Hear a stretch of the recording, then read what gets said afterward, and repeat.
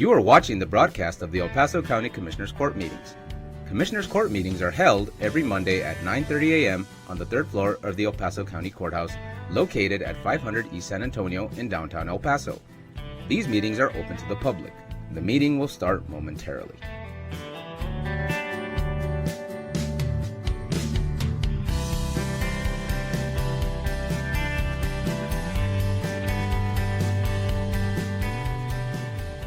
All county offices will be closed on Thursday, July 4th in observance of the 4th of July holiday.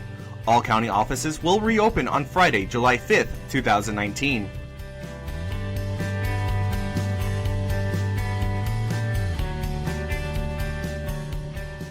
Excited for the largest fireworks display over Escárate Lake? Rent a shelter today so you and your family can enjoy Independence Day in comfort. Last day to rent is July 3rd. For more information, call 915-771-2380.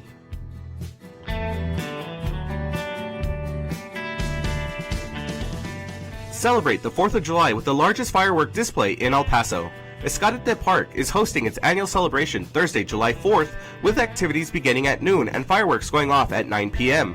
Escárate Park is located at 6900 Delta. For more information, call 915-771-2380.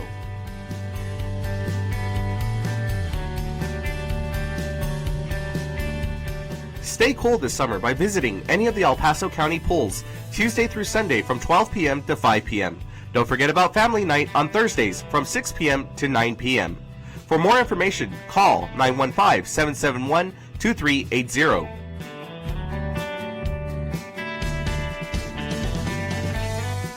The County of El Paso Public Works Department is offering sandbags at no cost or requirements to the public. The sandbags are outside of the facilities and are available 24 hours a day.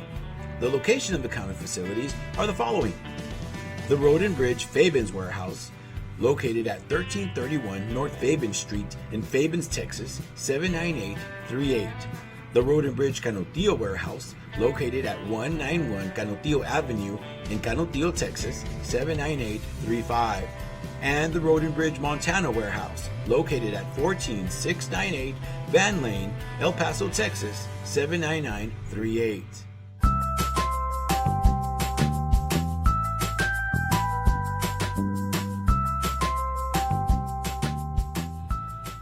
Don't wait in line, pay online.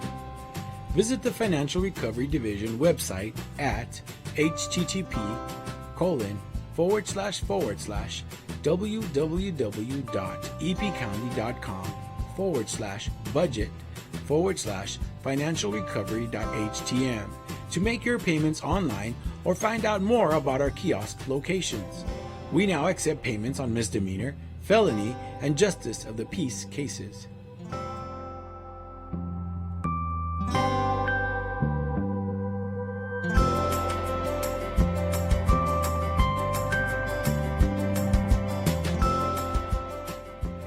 You can now watch Commissioners Court meetings on YouTube. Go to youtube.com and search for El Paso County Commissioners or El Paso County, Texas. Subscribe to our channels to see our latest videos.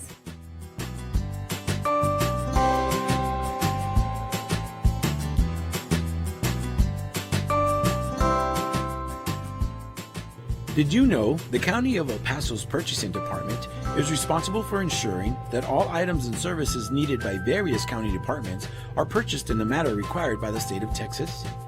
Whether through formal sealed bids or smaller dollar quotations, the county purchasing team is dedicated to finding the best contracting return on your taxpayer dollars. Additionally, the Purchasing Department is responsible for the tracking of inventory within the county and properly disposing surplus to public auctions. For questions about how to become a vendor and compete for county contracts, or to learn more about public auctions, please contact us at telephone number 915-546-2048.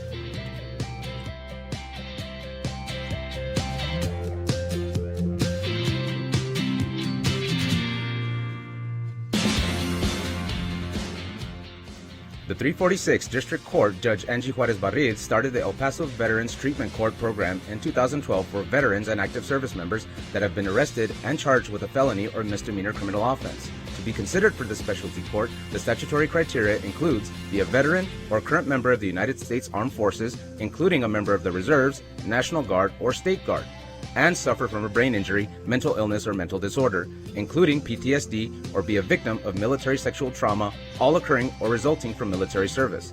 Call Sylvia Serna, Veterans Program Director at 915-546-2119, or email her at sserna@epcounty.com for any information.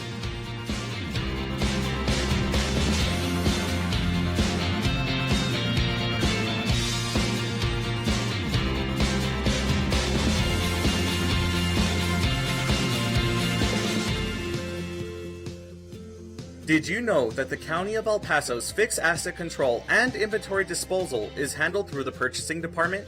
Throughout the course of each business year, the county holds live public auctions to dispose of aged equipment, vehicles, furniture, and other items that are no longer needed. To find out about upcoming auctions or to learn more about the county's inventory disposal process, contact the purchasing department at telephone number 915-546-2048.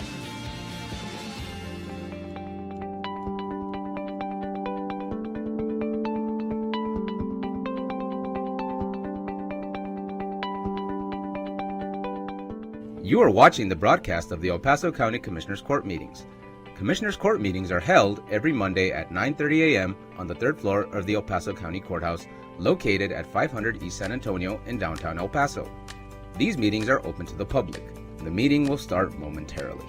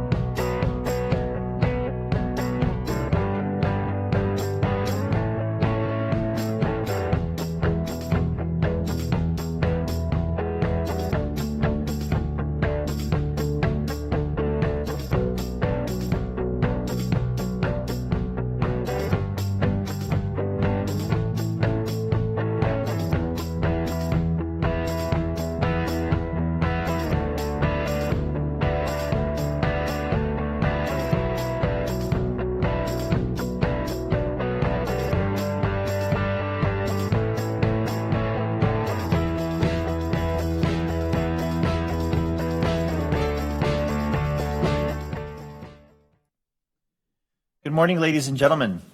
Today is Monday, July 1st, 2019. Commissioners Court is meeting in regular open session. Would you please rise and join us for the Pledge of Allegiance, followed by an invocation by Mr. Larry G. Wilkins. Flag of the United States of America, the republic for which it stands, one nation, under God.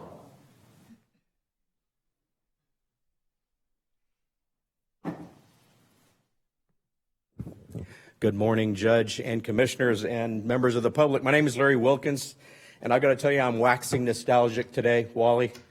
The whole gang, some of the old gang is here, new faces for the most part. I'm retired from El Paso County, as I was a commander with the El Paso County Sheriff's Office for many years when I retired in 2006. Got to know Chief Commissioner Carlos Leon very well during that time, and it is an honor to be here today. As the administrative officer with the El Paso County Sheriff's Office, I had the opportunity to be here many times to testify, to speak before commissioners on various topics. This is the first time I will have the opportunity to provide the invocation. So if you'll please pray with me. Father God, Lord, creator of heaven and earth, you are holy. You are worthy of all praise. You, O Lord, have blessed this nation with freedom, plenty, and opportunity. I confess, Lord, that we have used our freedom far too often to oppress the weakest among us, and our plenty as a means of controlling those that we may control. I confess, O Lord, that we have begun to worship idols of our own making rather than the divine creator of all things. O Lord, hear my prayer. Forgive us. Turn this great nation back to you. Give us a heart, O Lord, to glorify your great name, that we may act justly, love faithfulness, and walk humbly with our God. Bless this court, Father, and its members. Give them wisdom to make choices that are in keeping with your divine will as expressed in your divine word. Give them compassion for the weakest in our midst. Give them humility. Father, bless this great community that we call El Paso. Humble us, Lord, that you might choose to bless us. That we, as a county, as a community, would be known for bringing glory to your great name. I pray all of this in the most precious and wonderful name of my personal Savior, Jesus Christ, my Lord. Amen. Thank you. Amen. Larry, thank you for the invocation and sharing your stories about Leo Samaniego. Thank you so much for that. Well, welcome to Commissioners Court. Hope you had a great weekend and a very fruitful week coming forward. Looking forward to 4th of July. And so I thank you for being here. Anytime that we have people here at our local government, it's always such a pleasure, and we're very honored to have you here. Caesar? Item number 4 is the consent agenda, composed of items 4A through 4L. At the request of the Community Services Department, we'd like to request that item 4C be deleted. Are there any other items that members of the court or the public would like to speak of or speak to individually? Commissioners? Motion to accept. Second. Commissioner Perez. Aye. Commissioner Leon. Aye. Commissioner Stout. Aye. Commissioner Robinson is absent. Judge Samaniego. Aye. Motion carries.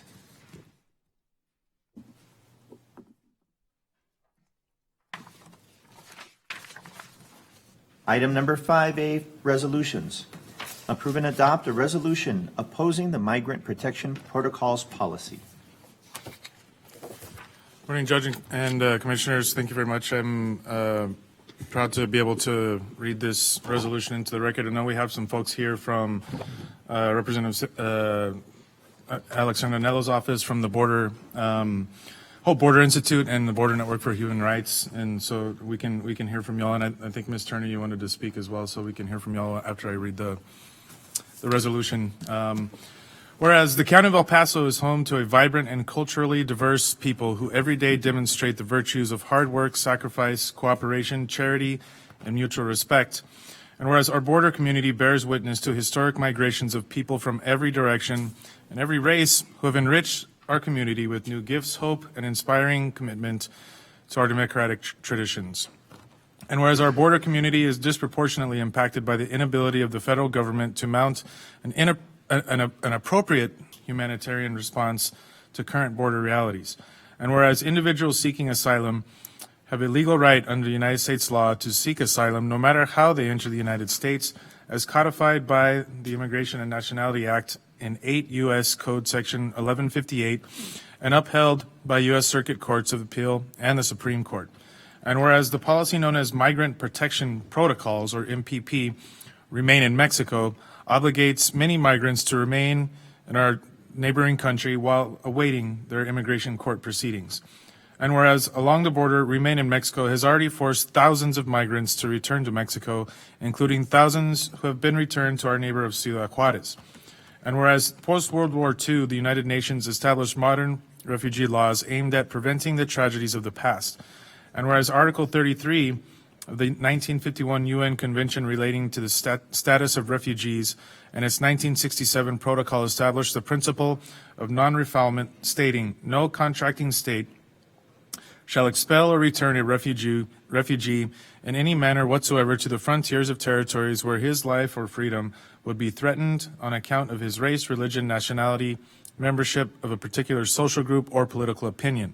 And whereas Remain in Mexico has resulted in migrants, including families with children, being returned to Mexico in violation of the United States non-refoulement obligations, and whereas Remain in Mexico impedes due process to those migrants who have been returned to Ciudad Juarez by significantly complicating access to legal counsel, including difficulties communicating with attorneys across the border who are impeded by increasing bridge wait times, unreliable access to telecommunication, and migrants' lack of fixed addresses.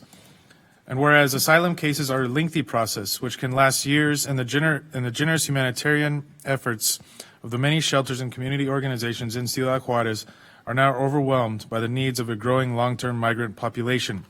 And whereas on April 4, 2019, Congresswoman Veronica Escobar submitted language to the fiscal year 2020 Homeland Security Appropriation Bill to defund the migration protection protocols. And whereas on April 9, 2019, Congresswoman Veronica Escobar testified before the House Homeland Security Appropriation Subcommittee on her request to defund the migration protection protocols. And whereas on May 10, 2019, Congresswoman Veronica Escobar introduced H.R. 2662, the Asylum Seeker Protection Act, aimed at defunding the migrant protection protocols.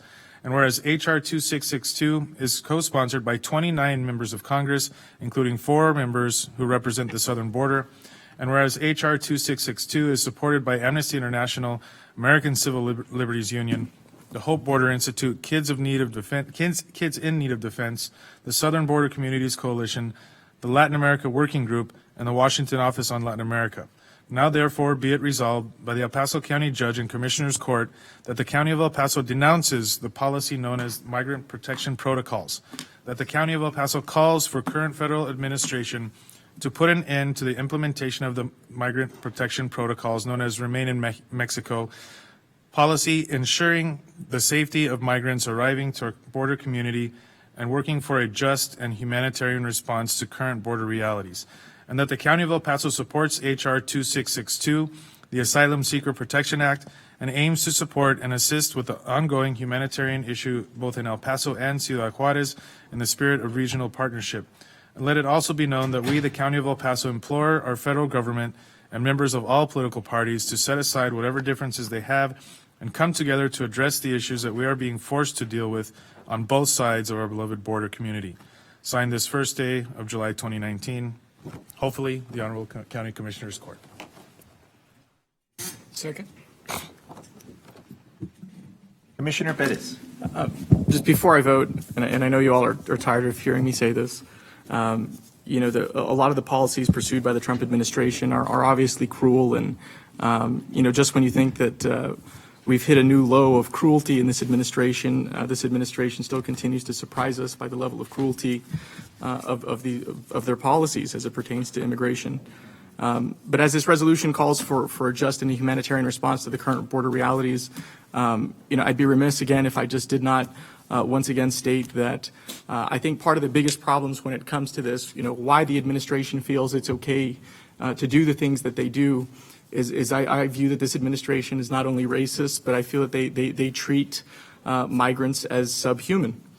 And it's easy for this administration to tell migrants, in this particular case as it pertains to this resolution, stay in Mexico for several months until we get to you. And as we've seen, the tragic deaths that have resulted from this very ill-advised and cruel policy. But again, I also need to point out that this organization has also taken a stance that not necessarily that we support the criminalization of migration, but that we recognize that folks who are detained for either first-time illegal entry or second-time illegal entry belong in the criminal justice system. And again, we house many individuals just on those charges. And as has been pointed out recently in the media, the reason why we have these laws of illegal entry and illegal entry stem from a segregationist era law that was passed in 1929 by a renowned unapologetic white supremacist who wanted an all-white immigration policy, who supported only immigration policies from, or only supported immigration from Europe, did not support immigration from Asian countries and other places in the world. And that's the laws that we have on the books today, and that's why you have so many people that are being criminalized and who sit in our jail today for the charges of entry and illegal entry and illegal reentry. So again, I want to point that out anytime it is that we talk about these cruel policies by the administration. With that, I vote aye. Commissioner Leon. Aye. Commissioner Stout. Aye. Commissioner Robinson. Aye. Judge Samaniego. Aye. Motion carries. So I don't know if anybody would like to come up and make comments, but now would be the opportunity to do that.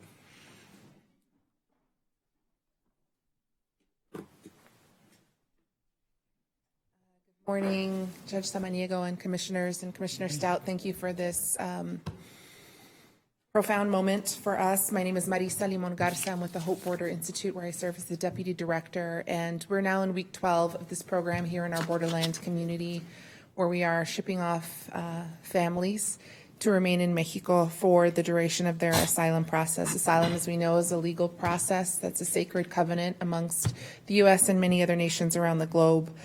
And so making families go to stay there for their asylum claim without any guaranteed access to shelter, any guaranteed access to food, to work, or to legal representation is a horrific violation of our values here in a borderland community where familia and how we treat our neighbors is really what it amounts to. We know that folks in Ciudad Juarez are struggling. It's a community that's endured a legacy of its own trauma and challenge, and so we in no way want to demonize Juarez or Mexico through this process, and instead stand with all people. So thank you so much for your stance on this issue. We're members of the Borderland Immigration Council, and my colleagues here will also be sharing some remarks. But I can't tell you how much it goes to show how your voices really reflect the values of our city and our county in particular, and how people here have shown this world and this nation how we can live, thrive, and partner here in the borderlands. So thank you again. Thank you, Marisa. Thank you, Commissioner Stout, and thank you to all of you for passing this resolution. I'm very proud that this resolution passed the court and passed unanimously. So thank you all for that. And thank you on behalf of the Border Network for Human Rights. This is, as Marisa said, this is something that affirms our values as a community. And we really should be proud of who we are as a community and how we've responded to the challenges and inhumanity placed on us by this administration over the past 12, 18 months with regard to the border and migration. And I think we have shown the country a different way of treating people, a better way than this administration puts forward. And this resolution continues to do that. My great-grandfather was a Jew from the Baltic in the Russian Empire, and he came to the U.S. in 1905. He just jumped ship in New York Harbor. He was actually an unauthorized immigrant in a moment when it was relatively hard to be an unauthorized immigrant, but he just jumped ship. He didn't have any status, didn't go through any immigration process. And he was lucky enough to be able to adjust his status, to legalize and normalize his status in the following decades. But we have broken the sorts of mechanisms that people like him used to come to this country, to seek the safe haven and opportunity of America, and to live out their lives as Americans. And a resolution like this is pushing back against an administration that's further breaking those systems. But we really do need to invest as a country in long-term solutions that provide people with humane, respectful ways to be united with their families here in this country, to have the ability to claim asylum and claim safe haven in this country, and to preserve America as the land of opportunity for people from all around the world. So thank you very much. Thank you, Robert. Good morning. My name is Melissa Lopez. I'm the Executive Director of Diocesan Migrant and Refugee Services. I come as our Executive Director, but also as a representative of our Roman Catholic Diocese here in El Paso. The Bishop wasn't able to come, so he asked me to make sure to thank you for this resolution. For us as a legal service agency, we're the largest legal service provider in this region, legal service provider to immigrants. We serve an average of 20 to 25,000 people per year. Because of the impediments that have been created in this MPP program, we have only been able to represent one individual. So one out of the more than 6,000 people that have been returned to Mexico. From a due process standpoint, that is just unacceptable, especially when you take into account the fact that people are dealing with not only not having attorneys, having difficulty getting to court, but when they don't show up to court, the immigration judge actually has the authority to order their deportation in their absence. There's nobody trying to tell that if they're unrepresented, there's nobody telling the judge why they're not able to come to court. It's because they got kidnapped last night and are still in the hands of their kidnappers, or because they had difficulty crossing into the United States to get to court on time. And so as an attorney who has represented immigrants for the past 12 years, I think it's critically important for us as a county and us as a nation to speak up and speak loudly about the great issues and due process concerns that we have about this program. And so for that reason, I thank you so much for taking up this issue and for passing this resolution. Thank you, Melissa. Good morning, Commissioners Court. My name is Matthew Ibarra, and I'm here today on behalf of City Representative Alexandra Anello, who represents District 2, who would otherwise be here herself today. On behalf of Representative Anello, we want to thank you for approving this item today. As you may know, City Council first introduced this item to the Council on May 28th. At that time, about 2,000 people were being affected by the Remain in Mexico policy. At that time, the majority of Council voted to postpone it 4 weeks. During its postponement, it then affected 6,000 migrants. Just last week, City Council voted to postpone it again. Now, with the additional postponement by Council, we expect over 10,000 migrants to be affected.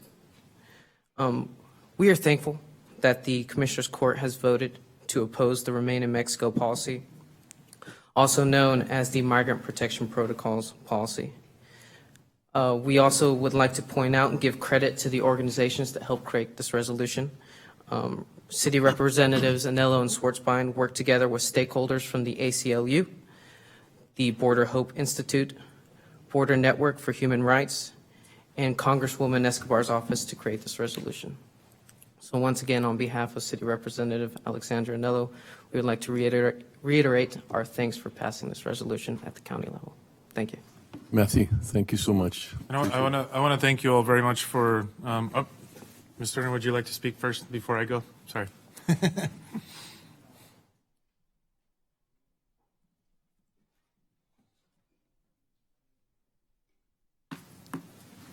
Morning, Judge. Commissioners, morning. my name is Lisa Turner. As a parent and a grandparent, I'm shocked, dismayed at what I'm seeing happening within my community. It offends me that my city council and my mayor are missing in action on this issue. The United States Supreme Court has ruled that once you step foot on American soil, the Constitution of the United States protects you. It protects you. Your right, your Eighth Amendment rights, your First Amendment rights, you're protected. Your right to a lawyer is guaranteed. What we're seeing right now are violations of those rights. You have these people seeking asylum. They have actually come here, stepped foot on American ground, seeking asylum. They are now protected by our Constitution. They are now in a court proceeding. They are now entitled to representation. But this country has taken action to deny them that by telling them they have to go to another country and stay. They can't be here. Can't do that. It's a violation of their rights. It's a violation of the Constitution. I have no idea. I mean, this is not what I put my life on the line when I served in the Army. I didn't put my life on the line to see my country violate people's rights. It's abhorrent. I mean, what are we? We some third-rate banana republic now? What happened to those words that are on the Statue of Liberty? What happened to our reaching out over hundreds of years, welcoming people? Yes, we've made mistakes, but apparently we haven't learned from those mistakes. And it still comes down to this. The right to a lawyer, they're being denied. Cruel and unusual punishment? Yes, Eighth Amendment applies here too. Why? Because they're basically in pretrial. They're waiting for their case to be heard. Their rights are being violated. Their lawyers cannot talk with them. So how in the world can they be properly represented?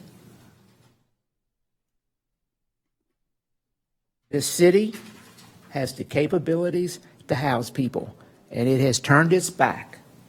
I sit here as a parent and a grandparent, and I see children caged. We would throw people in jail if they treated a dog like that. But it seems to be okay. And what I wanted to do is deliver a message to the sector chief for El Paso. If you remember your history in the Nuremberg trials, there's one thing we learned.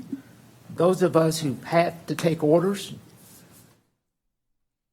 the thing that we cannot do is say we were following orders when we do wrong. If children are being neglected, you're responsible. The agents on site are responsible. The people over them through their chain of command are responsible. You cannot say, I was taking orders. That boat don't float. We did that. We understood that when we had the Nuremberg trials. Taking orders is not an excuse for doing wrong. And wrong is being done to innocent children. I don't care your position on immigration. These are children. If you're a parent, a grandparent, an aunt, a niece, whatever, if you're not offended by this, something is definitely wrong with you. If you're not calling and raising Cain with your mayor demanding action, there's something wrong with you. If you're not getting a hold of your U.S. senators and demanding that things immediately happen and an end to this incarceration of innocent children, for what? Because their parents sought a better life for them, so we're going to cage them and not treat them properly? We treat dogs better than we're treating these children. I mean, child abuse you cannot abuse a child or neglect a child under federal law, but it is happening in our community. I want to see a little more outrage, and I want to see a little more action. Everybody in power needs to step up. If you're a parent, a grandparent, you need to step up.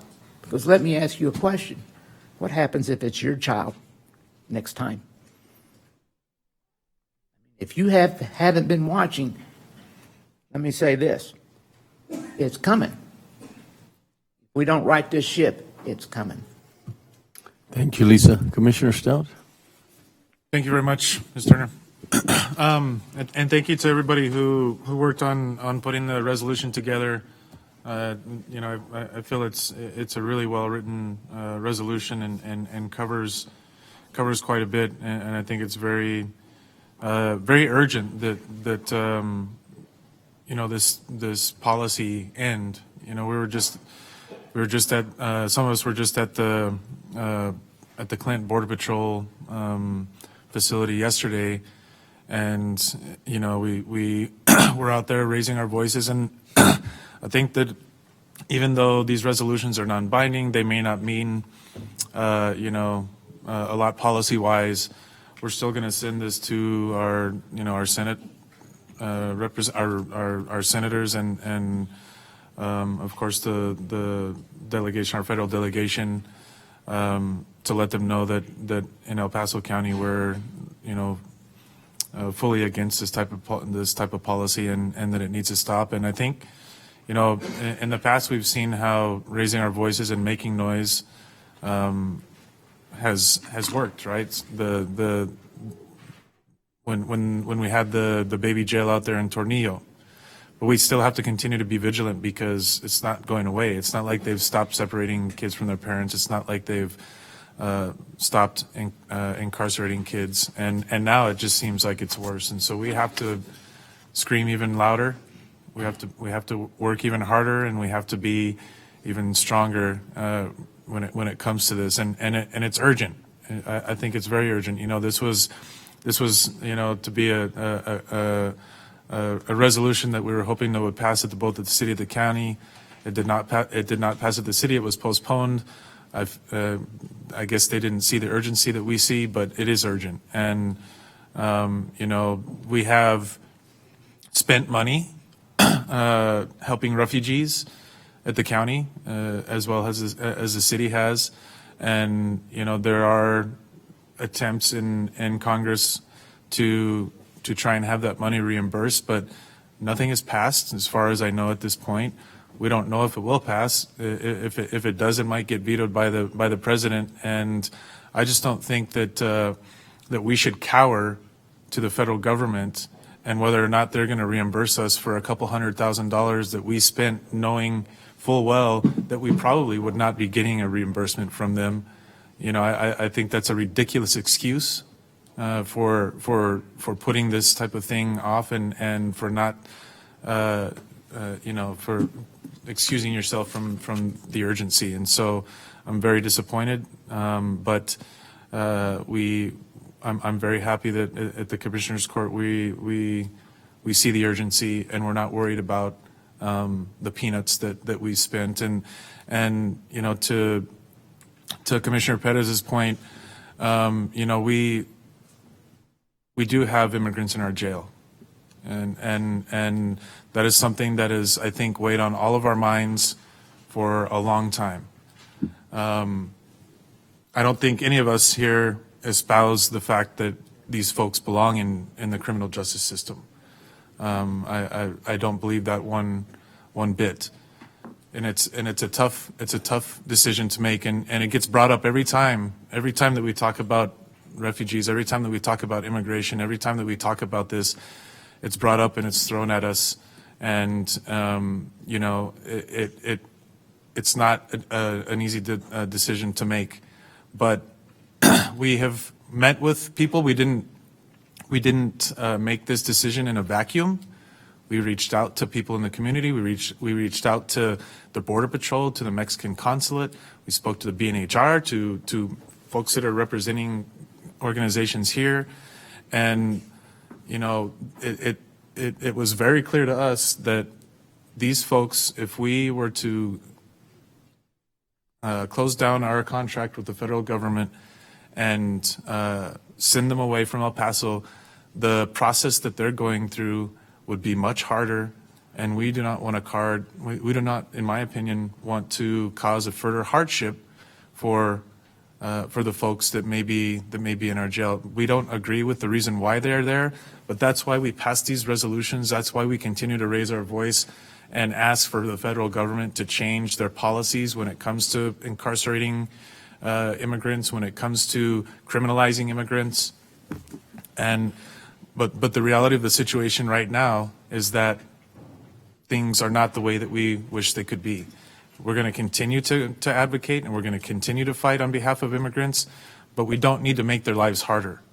And if they're sent to jails that are further away, their due process and their legal representation could diminish. They could be further away from their families if they have family members in this area. You know, their lives would be more difficult. And, by the way, they would be sent to private prisons, most likely. And the money that is being spent here in this community would then go to these folks who run private prisons. And these are the folks that are greasing the wheels that keep these private prisons open. They're the ones that are greasing the wheels in Congress to make sure that incarceration continues to be a business. And so that's, I think, something that we all have to think about as well, and that's something that I've taken into account when I have voted to continue this federal contract. And so I will defend myself every time. I think I'll defend this court's decision. That the court, it wasn't this court that made the decision; it was the prior court. But you know, these are the reasons why we have made the decision that we have. We don't want to create further hardship, and we don't want to put money in the pockets of people who are greasing the wheels to profit off of incarceration. And so, hopefully, Commissioner Perez, when budget comes around, you will support my efforts to take some of the money that we are receiving from the federal government for the contract and put it towards an Office for New Americans, which would benefit immigrants in this community greatly, and continue to put some of that money towards helping the Annunciation House, helping our local nonprofits that provide legal services to immigrants. We get a hefty amount. We get $20 or $21 million a year from that contract, and so I think that, you know, spending $400,000 or $500,000 to help immigrants is not a large ask to make, and so if we're going to continue to bring this up every time, I'm going to continue to ask for a vote on your behalf for funding for the Office of New Americans and for further support for the just to make it immigrants. clear, and my answer will always be no, because you're just perpetuating a cycle where you're going to be dependent on that funding, and that's the situation that we're in, especially with SB2. We shouldn't have that contract, and you shouldn't be dependent on the funding from it. Anyway, so thank you all very much again thank you, Judge and Commissioners, for allowing me to speak, and thank you for your support on the resolution. I appreciate that this was passed unanimously. Thank you, Commissioner Stout. And thank you for, born and raised in El Paso, we sort of take for granted this unity that we have. And I think the rest of the nation, we know it. We've seen it. We grew up in so many different situations where we come together as a community. We're very humanitarian. We're going to take care of people. But I thank you so much for being here and for using this forum. There's a lot of great things that happen at Commissioner's Court, but one of the things that I was not aware of, I should have been aware of, is this venue where people can express their thoughts and have, hopefully there's a lot of people listening in the county. It gets broadcast, so it's a way of getting the message out there, which is the most important thing is that, you know, we're not going to look the other way. As we've seen in history, it's so easy to look the other way, and before you know it, we have, and we're going to feel pretty bad. And when Commissioner Stout says urgent, think about it, that if your son or daughter were in that situation today, the hours would be ticking very slowly, and we'd be excruciating knowing that someone is there that we love, and they are. I mean, these are real people. But that sense of urgency, I hope we don't let that down. Thank you for all the energy. And the bishop has always been very supportive. Thank him also for that. Matthew for representing Anelo. And so thank you for being here. This is the kind of forum that really helps us to be the county commissioners and judge that we need to be for our community. Thank you so much. Thank you.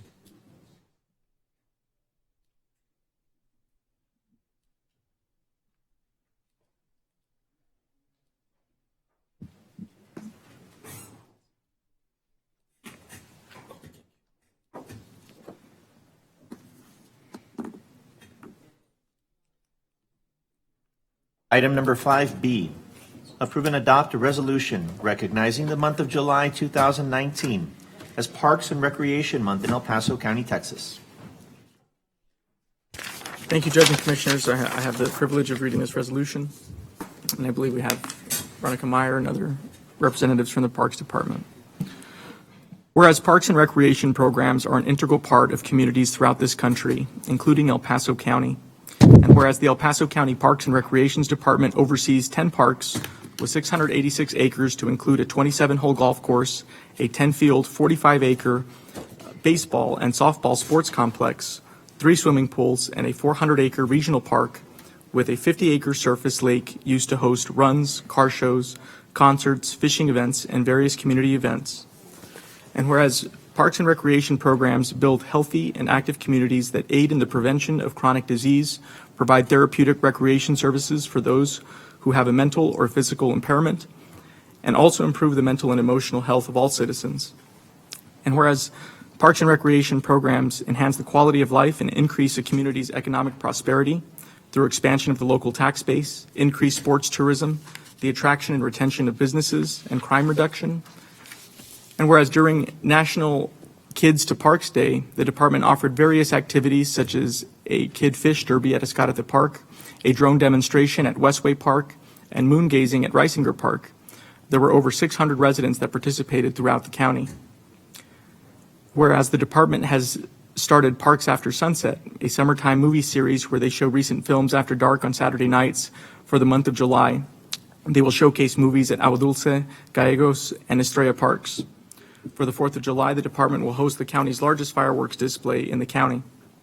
And whereas El Paso County Parks and Recreation Department has been awarded numerous grants to enhance the quality of life in the region, the Kaboom grant kicked off the revitalization of Coyote Park in Tornillo, where over 1,000 children do not have an acceptable park to play.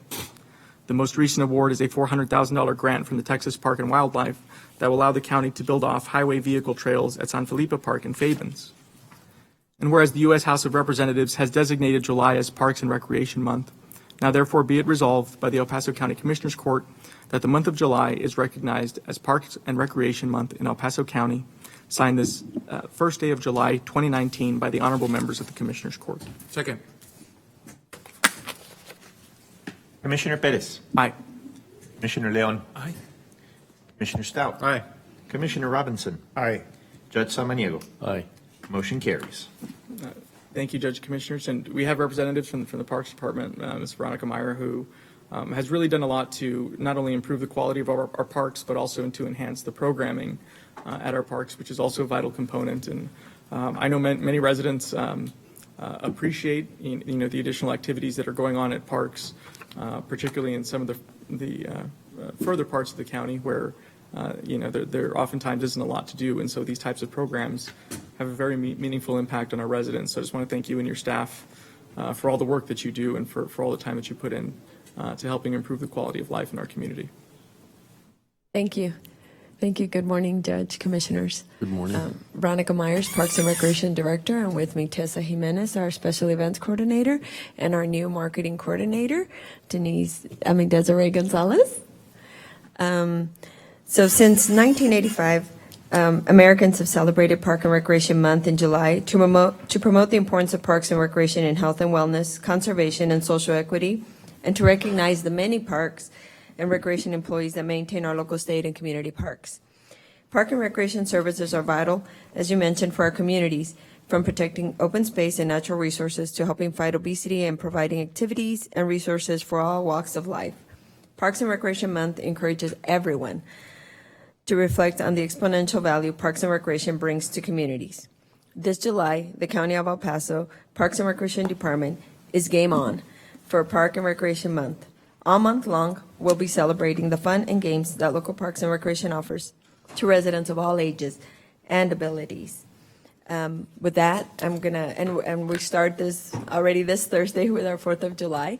And with that, I'm gonna pass it over to Tessa, who will give us a Ms. Myers, before you pass the mic, I've got to say that last year I attended the display there at Escarte, myself and my family, and it has to be one of the nicest evenings that I've ever had.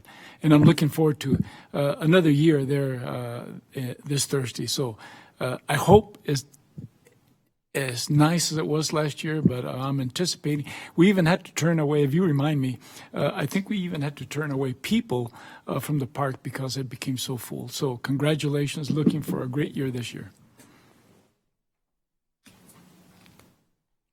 Hi, Tessa Jimenez, Parks and Recreation, Special Events Coordinator.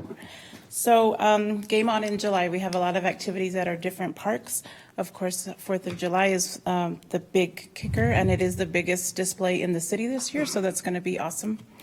Our Parks After Sunset series continues, and we are hitting a lot of the outer parks, Agua Dulce Park, Gallegos Park, and Estrella Park. In addition to the movies at those parks, we are also adding a water feature before the movie starts, a jumping water balloon. It's been hot, over 100 degrees in July, so that'll kind of get everybody cooled off and geared ready for the evening's events to take place. We're going to have a camp out this year at the park that we haven't hosted before, so they'll be able to sleep overnight in the park, and we'll have swimming in our pool, and they'll show them how to cast. We'll have our volleyball and a scavenger hunt going. We'll also show a movie that night too for the public. And then in the morning, our fishing club will help the kids who've never fished before fish in the lake. At our sports park, we're going to have a summer celebration tournament, and that's for T-ball 4 through 15, and then we're going to also have a high school category, and that's July 13th and 14th. So if you have anybody who plays T-ball or softball or baseball, you can have them sign up at the sports park. And also we'll continue to have our swimming lessons at our swimming pool starting July 8th through the 22nd, and that's at Escarte Park. So a lot of activities for residents of the county to enjoy all of July. Thank you. More detailed information, you can go to our Facebook page at El Paso County Parks and Recreation, and you'll get all the details there. And then right now we'll go to, in public comment, we'll give you the details of 4th of July. Okay. Thank you. Well, again, thank you to you and your staff Thank for all you the very work that you do to enhance our parks and to, again, enhance the programming there at the parks as well. So. Veronica, we get so many compliments. Your team has just done an amazing. You've taken it to the next level. You know, I think back. You know how important recreation is for all of us. I mean, we would try to find situations. Our highlight when I was growing up was El Día San Juan, and the best thing you could get was pass through a neighborhood and you got wet with a water hose. That was like the event of all the summer. So we go from that to what you're doing now. The golf course, getting a lot of people going there, a lot of people talking about it. Actually, the mayor said that he had heard somebody had told him that that is one of the better golf courses, as if he was surprised. And I said, well, you shouldn't be surprised. But anyway, yeah, just thank you so much for your team. I got an opportunity to tour with you guys, and amazing. We do so much for children. You know, we try to do all these other things to get a little fancy, and but this is a basic. Growing up and having a place to go and a place to swim and a place to exert their physical needs. That's so important in our community. So thank you very much. And I think we had a comment from Commissioner Robinson. Frank, thank you very much for everything that you do. I didn't hear you mention music. Was music on the agenda? Yes, we're going to have music on the 4th of July. We're going to definitely have a live band at the golf course for the VIP, and we're going to have DJs in the park as well on the piers. It's going to be really nice. It's scary. Yes. Okay. Well, I have some suggestions, and I'll back up my suggestion with my support as well. But one thing that what I did in the previous position is that we had not just during the month of July, but throughout the summer, we had music in the park. Would that something fit if you got support for it? Absolutely. We have the money to do it. We can do it. We can make it happen. Well, that's what I'm saying. If you got and we do some of that with some of our other events that we have going on throughout the summer, like some of our cruises that we do, our Halloween events. We always incorporate music into those. Well, I'm thinking as regard to the precinct that I represent, in those areas like Benton, Canutillo, Anthony. For example, like Benton has a covered pavilion out there behind City Hall, where they could accommodate a band or any other type of entertainment. So I'd like to get with you in that regard because I'd like to see us do something out there in those areas. Nothing wrong with bringing everybody in, but at the same time, everybody can't come in. So if we take it to the neighborhood, it's something I'd like to do. Sure. So I'll get with you and work out some details. Thank you. When you said contributor, are you thinking of singing or anything that you do at the... Contributing. It sounded like he was sort of offering that he'd participate. One, I contribute by being there, and then the other contribute by helping financially. Oh, well, good. Well, again, I just want to thank you all for your continued support and our administration. They're very supportive, both the Public Works Director, Norma Rivera Palacios, and Betsy Keller. The administration the support I've received has been tremendous and the investment that you all have made in the parks. And I hope that our team has delivered, and we will continue to deliver. And I just want to thank all the staff. They're very dedicated. And again, we work when people play. So we really enjoy what we do, and the staff is very, very dedicated, and they're top notch. Thank you. We'll look forward to your other presentation on the 4th. I think there's a lot of people excited about the details on that as well. So thank you so much. Thank you, both of you. Veronica, one last thing. Excuse me, Judge. I also need to talk with you about an issue, an event in regards to our veterans. That is scary. But I'll talk with you offline. Okay. Thank you. Thank you. Thank you. Thank you very much.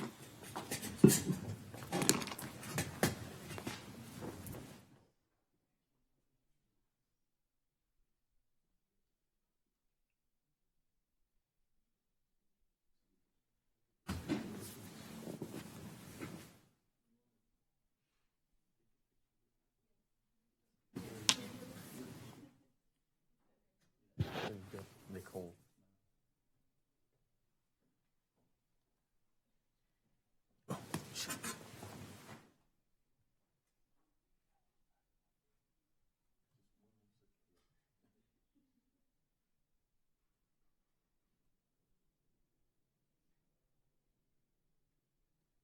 You needed to be up here as well. Thank you, Norma, as well. Thank you.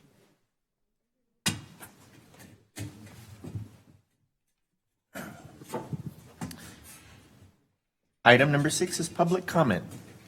And we do have one person signed up for public comment, Judge, and once again, that's Veronica Myers. Oh, what a surprise.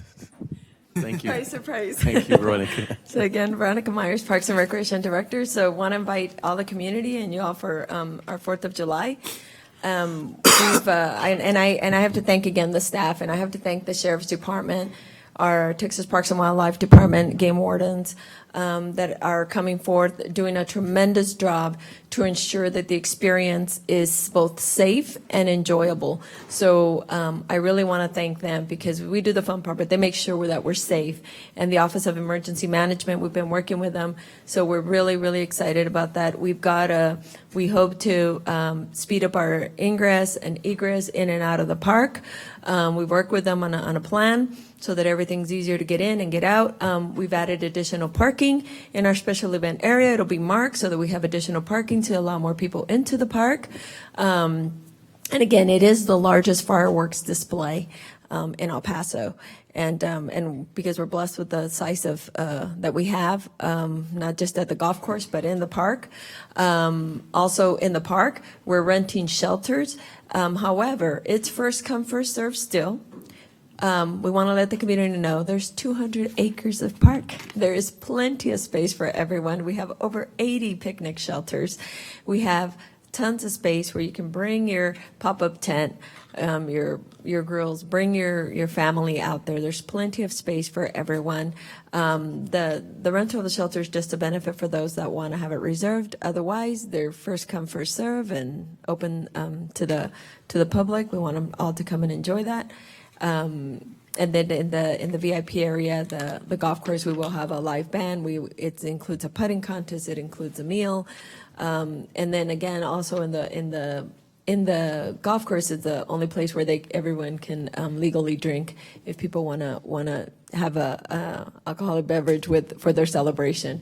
It is a front row seating for the fireworks display. It is very moving, as Commissioner Leon mentioned. If you're there, it is very moving because it's just so personal. It's you, the sky, and the fireworks. It's because of the openness in the golf course. I've seen many fireworks displays, but that one was so moving because it was just phenomenal. Not just the magnitude of it, but that we had the front row seats in that area. And so we encourage people to do that. That's $30, and it includes all that. And for everybody else entering the park that day, it's $5 to enter into the park. And once you're in there, we also have food trucks, and then we have DJs in the piers. And I'm going to have Tessa give us some more details on that.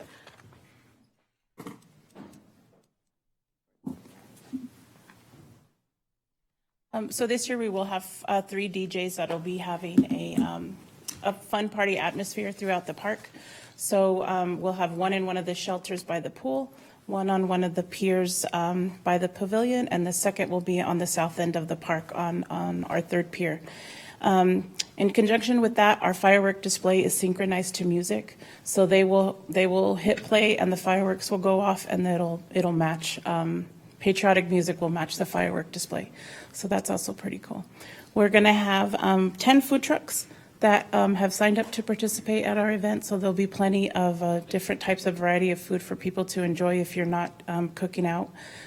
Snow cones, ice creams, tacos, of course, anything that you can think of. We have a pretty big variety of food trucks this year. The swimming pool will have 2 sessions. Our normal session is from 12 to 5. After that, they'll open up again for a second session. So it's kind of an evening swim from 6 to 9. Fireworks are supposed to go off between 9:15, 9:20. The darker it is, the better the display looks. So you'll be able to see that from the pool as well. I think that's pretty much everything got going this year. We're really excited about this one-day event and having as many people as we can at the park enjoy all the hard work we've done over the last couple of months. It'll be a record breaker. One of the collateral effects is that all of these unofficial sites that are not safe and creates congestion and problems and fires, and that of anybody going in that direction, this is so much better. And this will be a great situation. So one of the effects is that trying to get people to go to the official place and the best place of El Paso. So thank you so much. We'll for have what all you- the details on our website and Facebook pages. Check there because of with conjunction with the sheriffs on the routing of how you're going to exit the park. That way, on your way home, you know where you're going to be let out and which direction you're going to have to coordinate to get home. Also, just remind people not to park along the border freeway and find a appropriate parking space if you can. You guys have thought of everything, so thank you so much. Appreciate it. Right, Yeah, Councilor Veronica. online. So again, to help everybody before they get in there. Thank you so much. Appreciate you. it. Thank you.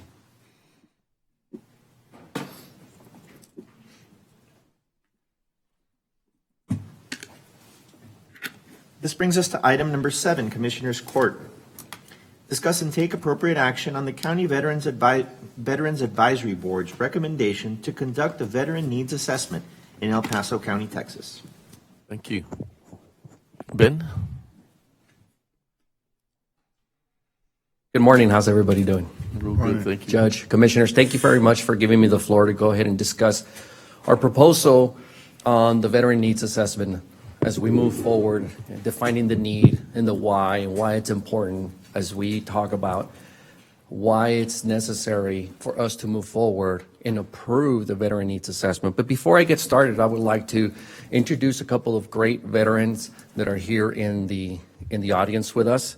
I would like to thank Mr. Juan Rocha, which is also part of the Veteran Advisory Board, Mr. Efrain Montelongo, which is the liaison for the County Veterans Assistance Office, Command Sergeant Major retired Lance Lur, and Command Sergeant Major retired Bruce Beagle from the El Paso City Veterans Advisory Council. And then we also have Joe Carrillo. He's the chairman and president for the Paso del Norte Borderplex Veteran Coalition. And in addition to that, we also have Colonel retired Michael Amaral, which is the El Paso VA director.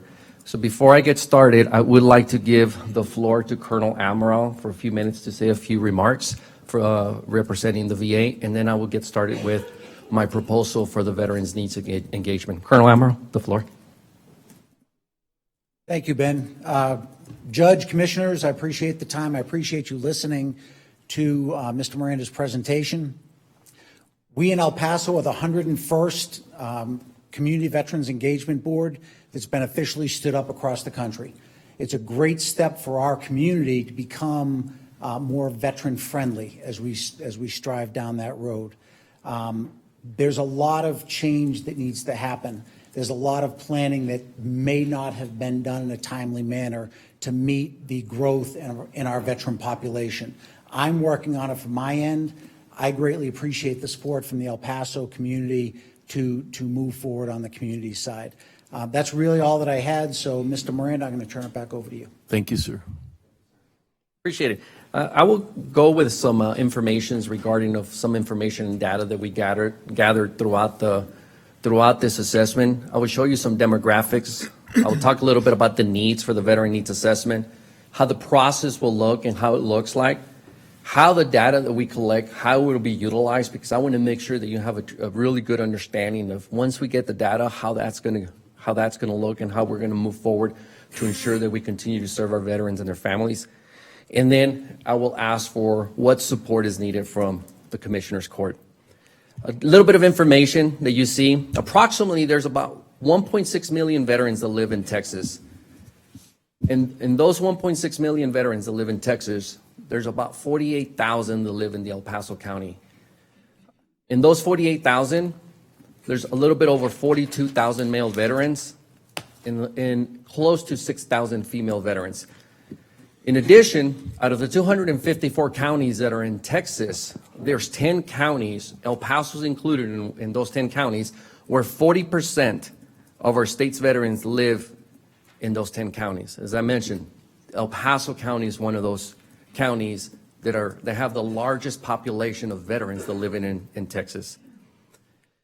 As we see that information, I want to talk a little bit about the need for a veteran needs assessment. The recent studies does indicate that most veterans are living a healthy and productive life. However, needs assessments have identified a number of challenges that veterans face. The most commonly identified needs include service and supports that are designed to do the following. And this is why we want to do and move forward with this veteran needs assessment so we can identify these things. We will identify and address the unique mental health needs for veterans. We will promote physical health and well-being of veterans.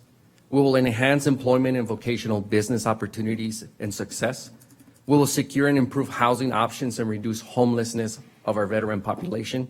We will increase access to affordable transportation, provide high-quality service coordination and reduce barriers to services, improve financial literacy, decrease debt, and increase wealth to our veteran population, and we will connect veterans to social support within our community. Now that you see the need for a veteran needs assessment, I'm going to talk a little bit about the process and how that looks.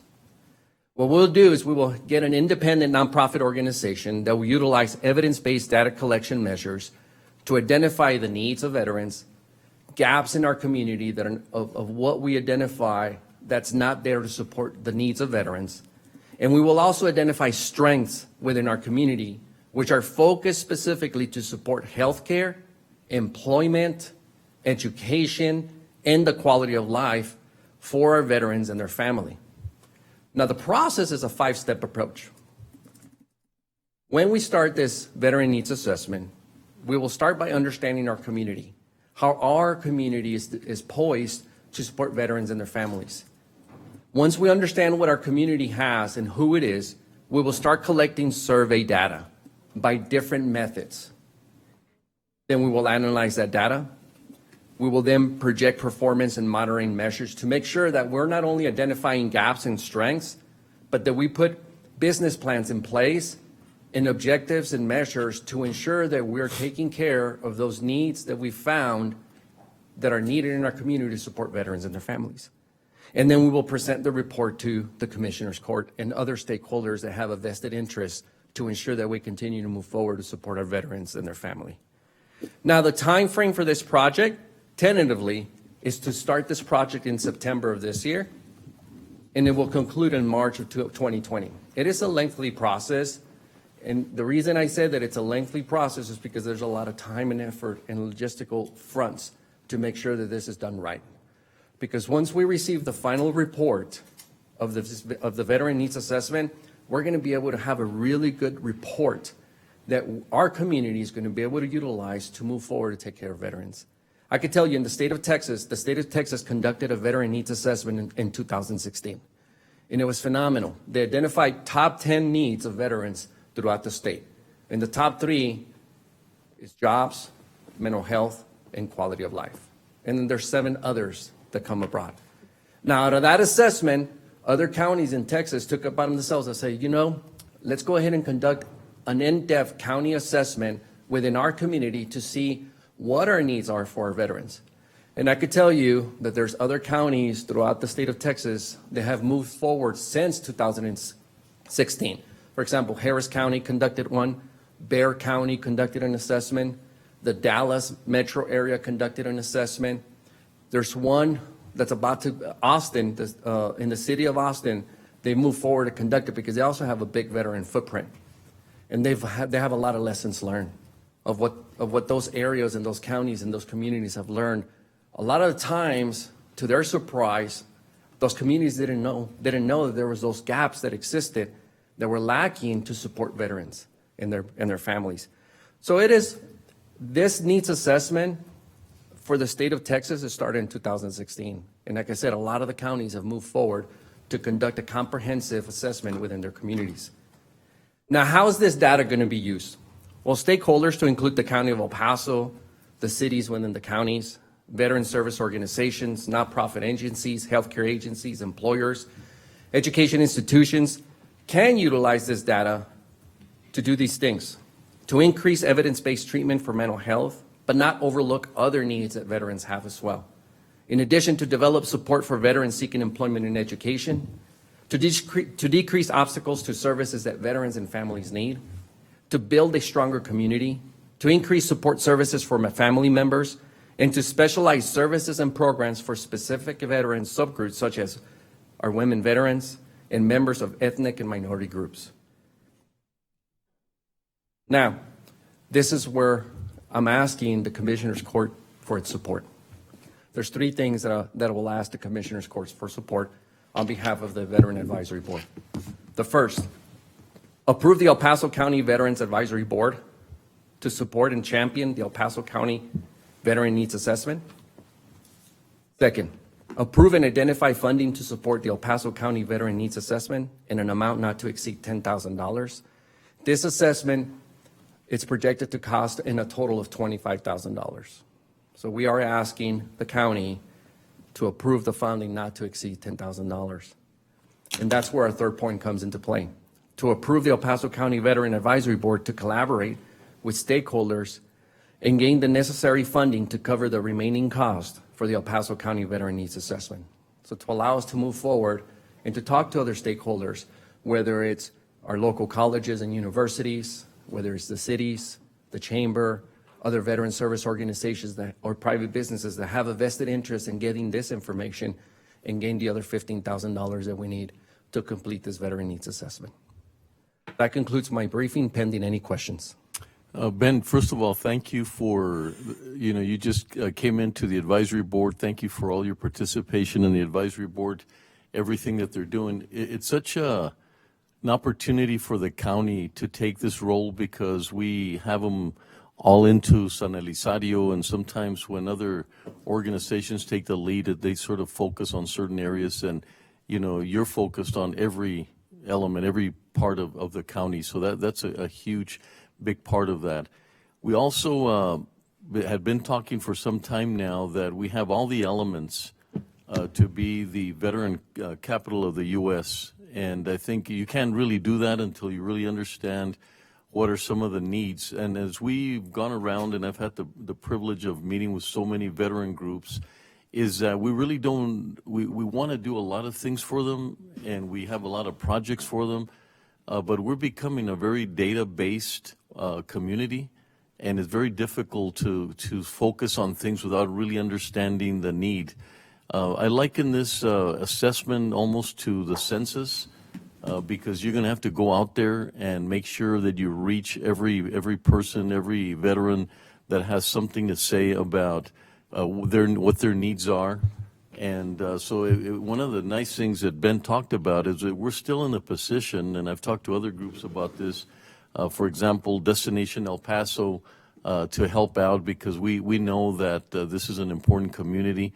But we still don't know what really are those needs and what we're going to be able to do about them. And then we've got all of these chapters that are trying to figure things out. I think we're going to help them as well, because every veteran group that you go to, sometimes there's duplication, and everybody's got an idea of what they think is going to help veterans. So that's really a nice element to that. But one of the things that I liked above all the other things is that we still can contribute with questions. We can contribute to the questionnaire to make sure people like here are commissioners that might have certain questions that you want to answer. For example, from my background in mental health, I'm concerned about the stigma of PTSD. We now are talking that it becomes sort of something that hangs on your neck, and then it's hard to get out of it. So is there a better way to address it?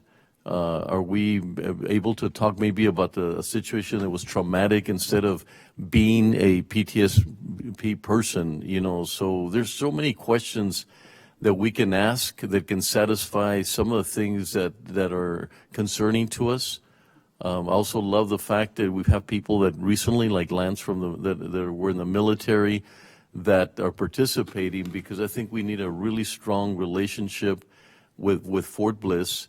Fort Bliss has been a lot more responsive. We've had some great leaderships at Fort Bliss that are willing to participate, because they too, soldier for life, which is one of the best concepts that I've heard, because when I just started, there was sort of like a disconnect. The veterans felt like as soon as you were out of the military, you were done, and they didn't care about you, and that's really not the situation. So a lot of great things. I think we need this assessment. Once again, let's be that data-driven community that we understand what we're addressing instead of sort of speculating. So I see just so many elements to how positive this is. More important, I think we'd love to take the lead as a county. You're giving us that opportunity, and I think that's what we should take advantage of. Commissioner Robinson. Thank you, Judge. I have quite a few things to say. First of all, the committee, thank you for your time and your service. Lance, stand up. Lance was a former command sergeant major for 1st Army Division in Fort Bliss. And he's a good man, and when he speaks, people listen. And but you can sit down, Lance.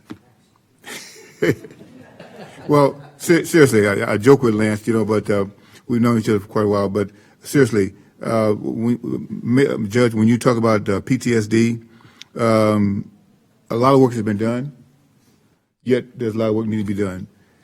It was 20 years before the military finally recognized PTSD for going back to Vietnam. When we go back to World War I, World War II, they called it battle fatigue and things. They had different names for it, but shell shock and all that had different names for it. But it took the military 20 years before they finally, as far as Vietnam is concerned. I'm a Vietnam veteran, two tours in Vietnam, before they finally recognized PTSD. But anyway, there are a lot of things. First of all, let me ask you a question. And just bear with me. 48,000? Yes, sir.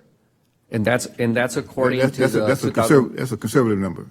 What's that, sir? That's a conservative number. It is a conservative number, but that data is based off of the U.S. Census in 2017. Okay. Yes, good. sir. Okay, that's what I figured. Yes, sir. It's low. Let's talk about jobs. There's many things we need to talk about, but you talk about jobs. Now, if we're going to lead, let's lead. Let's not talk about it. Let's be about it. But I propose an issue in regards to jobs. As far as when I was on city council, did not really get the support, or not really, didn't get the support that I feel that we should have gotten it, because we say Fort Bliss is El Paso, and El Paso is Fort Bliss. One thing I propose when you talk about jobs is that when we gave a contract to a contractor, that there was an element in the contract that stipulated that a certain number of veterans would be hired through that contract. That's number one. If you say you want to be a leader, you're going to be bold, then I think that's one of the steps that we need to take. It's not the cure-all, but that's the step in the right direction. If you really mean what you say, that you're going to support veterans, the words, you vocalize, we support veterans, we support veterans. But it's not about what you say, it's about what you do. So if we're going to be bold, let's be bold. And I can share some more details on that aspect of it in a later date, but there's one thing that I would like to see us do, best we can legally, right, legal? Okay. I just wanted to say, though, we're talking about the veteran needs assessment, so we just need to meet that subject germane. Yeah, I was going to say, just this is part of the assessment. The housing aspect of it, because we talk about the issue that we have with the veterans who are homeless, who are housed at the Opportunity Center and other places. You still have veterans that are sleeping out in the streets, on the bridges and things of that nature. You talk about the cost of living, and then quality of life. I'm sorry, cost of living, quality of life aspect of it as well. So everything that we can do legally, we want to make sure we do that and put our best foot forward, and not just take a meager effort and say, yeah, we did this, and it gets a lot of fanfare at the beginning, but then it just fades away. If we're going to do something, let's make sure we do something, and we do something positively, and something that's going to be standing, it's going to be lasting, and that, like you said, Judge, where the other cities and counties in the state of Texas and around the nation can say, El Paso County, they took the lead on this. So we say lead, follow, or get out of the way. Thank you very much. So we're here today to see if we could approve, first of all, taking the lead as the assessment, but also the financial component of being able to participate. And as always, as you did with the wall, that we asked other people to contribute. And I think when you have a program where others participate. Sometimes we're too quick. The city and the county are going to put the money, and then we sort of walk away from that. But I think having others participate and not asking us to have the majority or the bulk of it is really very nice and professional of you to go that route. Judge, I want to move to approve. Second? What are we approving? Right, so just to go back, so there's recommendations that I'm seeing that are on the PowerPoint, which was to approve the county's advisory board to sponsor and champion the El Paso County Veterans Needs Assessment. So I'm assuming that's one ask. And then secondly, the other item is that's being asked, and please clarify, is to identify the funding. And I don't believe that has been identified yet on the record. Correct. This is, generally, these items are budgeted. Right now, this is not a budgeted program, but if the court wants to do the program now, we would identify funding. If it's going to be, the funding is going to be necessary this fiscal year, we would need to identify funding from contingencies, G-admin contingencies. Correct. When would y'all be starting the actual September? That would assessment start. itself? That would start in September, but that's tentatively. It's fluid. We need to start it before the end of the fiscal year. Let's say in August, we could do that. But this is just a time frame that, with some organizations that we've been working for, that's the tentative timeline that we've done. But it's not set. It could be adjusted. Judge, Ben, Yes. do you think it'd be okay with your group where we start our budget meetings this month? If we can roll this into our discussions, so we need to have that budget approved before September 1st, or before, is that correct, September 1st? The budget approval this year, Wally, is on September. September 9th is our set budget approval date. So with that in mind, we either need to. But the new fiscal year starts until October 1st. October. Now, I don't know if that agrees with your plan. It would be ideal for us so we could discuss it, have it in our budget discussion. Definitely. Like I said, yes, Commissioner, it is very fluid. If the decision is made for us to wait a few months, we can do that. Again, this has never been done in the whole El Paso community, so we're excited and we're very flexible. It's a very good program. Yes. I like it, but it would work perfectly with us, in my opinion, that we roll it into our budget discussions. Perfect. Well, the thing is that I have a different opinion on that. We say, one, we're going to be bold, one, we're going to be leaders, and we say, wait. We've told veterans to wait for forever. They told me when I went to Vietnam, after I came back to Vietnam, wait. We're going to take care of you. And I'm still waiting, and they still have not taken care of me. So how long are we going to wait? I don't say. Thing is that we talking about $10,000. We have come up with other programs. We say we find the money. I understand it's not part of the budget. That's true. But we say we're going to tell the veterans to wait. Then I don't agree with that. I don't agree with it at all. That we should go there's a source that we can find $10,000. We have found sources of more than $10,000 that we put money towards. And so we're talking about our veterans, over 48,000, which is a low number. We're going to tell them continue to wait. No, I move to approve that we find a source for the funding of $10,000. The reason I agree with that is because you also have to convince others. Yes. And when you go to the city, it's hard to go to the other groups saying that we're waiting for a budget or we're waiting for a review. So that would really throw you off to get the full amount. So I agree with Commissioner Robinson. I think it's something that we stand up and say this is a great opportunity. Other counties are already finishing theirs at this time. And I know there's a lot of other needs in our community, but this assessment could be very powerful. And like I said, we're not footing the entire bill, but we do need to show that we're ready to go forward so that I think you're up a couple of weeks from now for the city, right? That's right. When is the city being briefed on this? July 9th. The city's going to be briefed on July 9th. So I would like to go forward as a leader, that the county's leading this, that we're putting up the money so to see what they're going to do going forward. So I agree with Commissioner Robinson that we would, in my opinion, in our discussions, Ben, we would really push this a lot further, because then you have to wait Yes. Or somebody else takes a lead. So it's up to us. If the city decides they go for and we don't, and we're still in budget review, I don't know. I think. And ultimately, it's to our benefit at the county to take the lead, because if any other entity takes on the lead, the scope is only within the realm of their boundaries, where the county has a vast, everything regarding within El Paso County, where we will capture all of the 48,000 plus veterans that we're talking about and their families, because this is also focused on ensuring that we're also taking care of the families of those veterans. So it would be beneficial if it is approved now. So when we talk to our stakeholders that we have scheduled meetings with, that we could have that grounding saying the county is championing this effort, and more than likely there'll be more apt to come behind us. And it wasn't a superficial look at this. You guys have been working really hard at that, talking to people, looking at others like Austin, waiting for their results. It's not something we just sort of jumped into a conclusion. So that's correct, Judge. So if we could, at this time, can we take a vote or?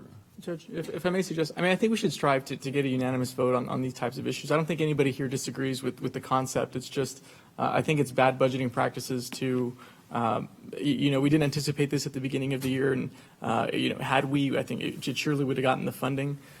Can we just approve, just conceptually, the needs assessment, and then with the second part of the motion being that the court has to identify funding during the budget cycle? I just think it's just a much more responsible way of doing it. There's sometimes there are expenses that come up that are, particularly as it pertains to litigation and other things that come up, where we have to go into contingencies. But I think it's just a bad practice to dip into contingencies if not absolutely necessary, or if not an emergency situation of sorts. But I think that's probably one way that we can give them the okay to do what they need to do to solicit additional support, or from other partners as necessary. But just making sure that then the funding is identified this budget cycle. And with that type, Commissioner, with that type of approval, just to clarify, will we be able to talk to stakeholders stating that the county is championing this effort? I think so. We're approving the concept of this needs assessment. It's just that second component of the funding source. My motion was to approve the assessment, as well as the funding source for the $10,000. $10,000, not $10 million. We're talking about $10,000. And and that's my motion. My motion stands. And I'll take another step forward, another step in the other direction. You can count on me to be one of the contributors for the other $15,000. Thank you, Commissioner. Appreciate it. So lead, follow. So is there a motion on the table? I think we need to make that clarification. Commissioner Robinson, what I'm understanding. Okay, and then with that, then if your motion then is to include the funding, then my understanding is that would come from G admin contingency, so that would need to be part of the motion, because that would need to be the identified funding source as well. That was part of my motion. Okay, and then for the last one, I need just some clarification.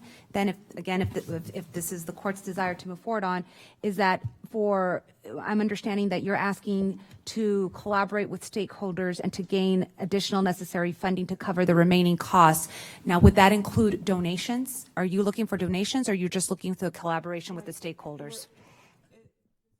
And correct me if I'm wrong, but they are going to go ask other entities like the city of El Paso to fund a portion of the study to make up the total $25,000. Yes, and that includes also private businesses that employ large the veteran community. So then if it's the will of the court, then I would recommend that to be included in that last motion, if that is the intent that you wanted to go forward, and if that is your intent as well, Commissioner Robinson, to also include that to permit El Paso County to accept donations pursuant to the Texas Local Government Code, Section 81. From private and public entities. That is correct, yes, sir. So moved. Second. Commissioner Perez. Again, I think we should strive to achieve unanimous votes whenever possible. This was a minor funding issue, but at this time I vote as no, that we need to identify the funding source during the proper venue. Commissioner Leon. Again, we're all supportive, and I know that the funds will be raised, but just to reiterate what I said, I wish we would have rolled it into. It wouldn't have made any difference in the timing, but I say aye. Commissioner Stout. Aye. Commissioner Robinson. Aye. Judge Samaniego. Aye. Motion carries. Thank you, Judge. Thank you, Commissioners. Thank you. Appreciate it. Is it possible we take a picture with all the veterans that are here with the Commissioners Court? Absolutely. Except Thank for you. Lance.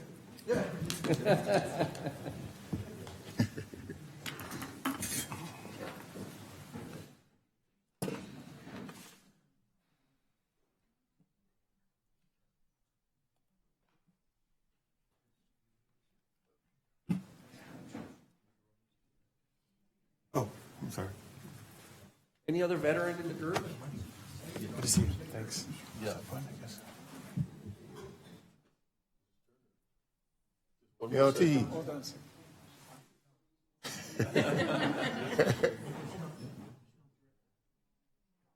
have a wide lens here.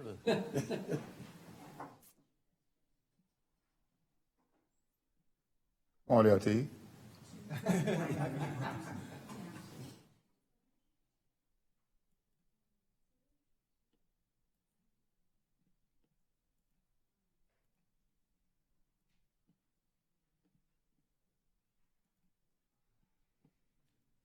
Good.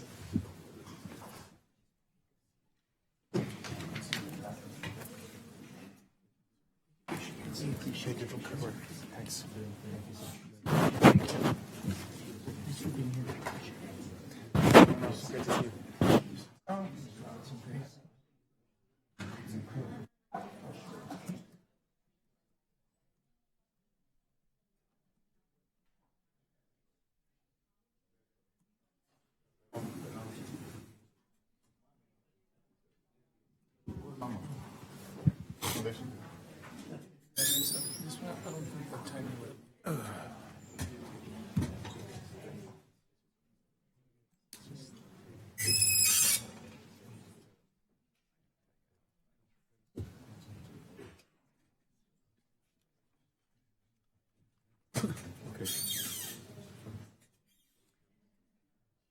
Item number 8 from Economic Development.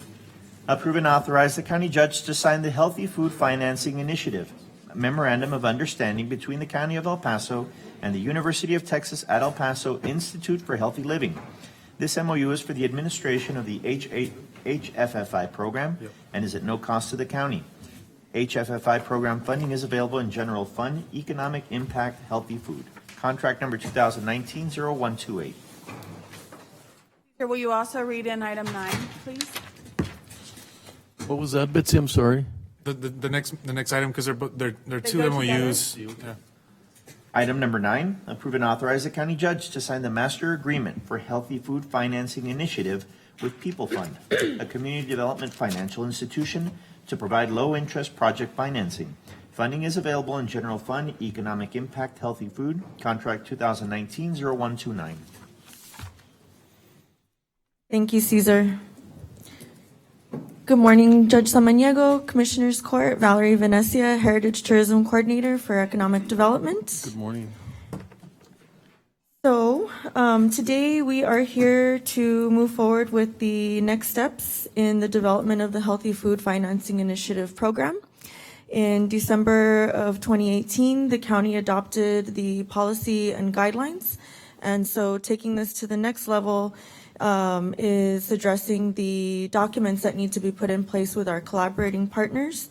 Very briefly, though, we do have a couple of new members of the court. I just wanted to address the Healthy Food Financing Initiative, or HFFI, is a program that intends to address food inequality or access to healthy foods. There are food deserts all over El Paso County. And very briefly, a food desert is basically a geographical area that lacks in access to a full-service grocery store with fresh fruits and vegetables, meaning that the public has to rely on food from either gas stations and convenience stores or very heavily on fast food, which results in high levels of obesity, especially with children, and other health-related issues. So, Moving forward with the next steps of implementation of the program, we have two main collaborating partners in the HFFI program, which is the Paso del Norte Institute for Healthy Living, or the IHL, which is housed under UTEP. And then we also have People Fund, which is a CDFI, also known as a Community Development Financial Institution. And these two collaborating partners will assist us with determining different participants, different projects, and then how they'll be financed. So the IHL Memorandum of Understanding is the type of agreement that we're implementing today, formalizing the partnership with the IHL and just outlining both parties' responsibilities. So the IHL will be determining participant recruitment. They'll be assisting with bringing different projects forth to the county after vetting through their internal processes that the project is viable and eligible in accordance with the HFFI policy and guidelines. And once projects are approved and adopted by the court, they'll also be responsible with reporting back to the county as far as impact measurement, making sure that the projects that were chosen and implemented are having a positive impact on food access or access to healthy food. And the reason that it's an MOU and not a contract is because there's no financial exchange between the IHL and the county. They're just offering technical assistance and assisting with the reporting back once the projects are underway and completed. And then there's People Fund, the CDFI, which again is a Community Development Financial Institute. So People Fund will be assisting once a project has been approved through the IHL and the county. People Fund will begin assessing the potential applicants' financial viability, and then they'll make recommendations to the county of either a grant or a loan or a combination of both. The reason that the People Fund agreement is in contract format is because they've also applied for a $100,000 loan interest buy-down grant. This will be not awarded as a lump sum, but rather on a per-project basis. So as projects come through from the IHL over to economic development, and once they've made it through People Fund's assessment, any loans that will be awarded will be at a lower loan interest rate, not to exceed the county's portion at 6%. So a loan that might have been at 10% would be brought down to as low as 4% interest rate through this grant process. And so the People Fund contract agreement, if you had a chance to review the documents over the weekend, it also includes a template that the county can use to apply the low interest buy-down rate. And then once a project is approved for a grant, then we'll move forward with legal to put together a template that we can use for grant awards as well. So if the Commissioners Court approves and adopts these documents, the application period will be ready to open as of today for a 30-day period.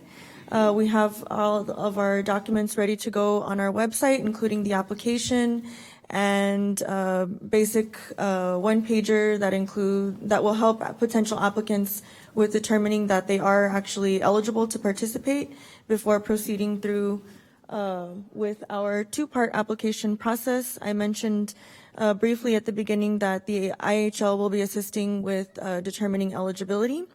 And then the second part of the application process goes over to People Fund, where they'll assist us with making sure that the project, that the applicant is financially viable, and with determining award for either grant or a low interest loan, or a combination of both. At the end of the day, it will be up to Commissioners Court to approve each project.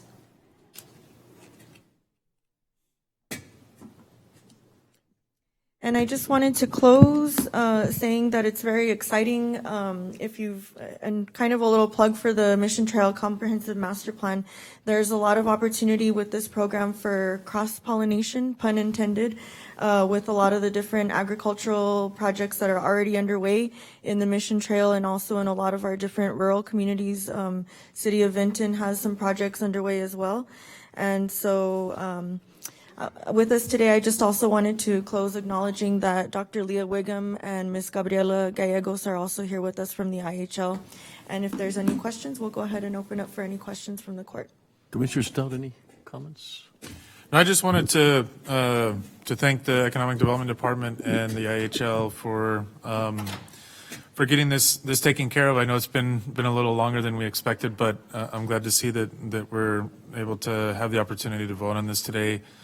You know, this is a project we've been working on for a long time in my office, and really comes from two of our policy priorities, which are healthcare and economic development.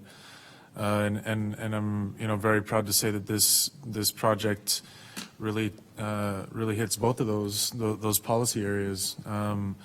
As you all know, in this community, we have huge issues with healthcare, and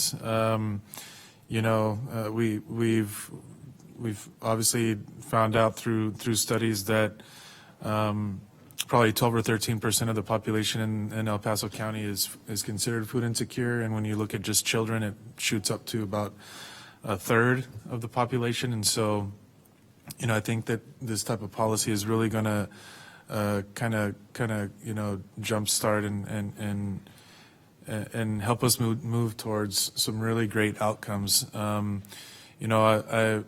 know that we are always used to providing lots of funding for healthcare on the back end, right? But I think this program really hits the root cause. And when you look at the diseases that are very prevalent in this community, such as obesity, heart disease, diabetes, a lot of these infirmities can be traced back to one's diet and the fact that people may not be eating healthy, and that causes terrible healthcare outcomes. And so, if people don't have even access to healthy food, how can we expect them to even try to eat healthy? And so, the idea is to reduce the number of food deserts within the area, but especially providing healthy options. And so, it's very exciting that we're going to hopefully start to open this process. I know that I've had conversations with a number of organizations that are interested in utilizing this program, and so. I think that we're doing a great thing. We're hitting the healthcare side, and we're also, doing some economic development and helping folks to open shop, provide jobs, and infuse more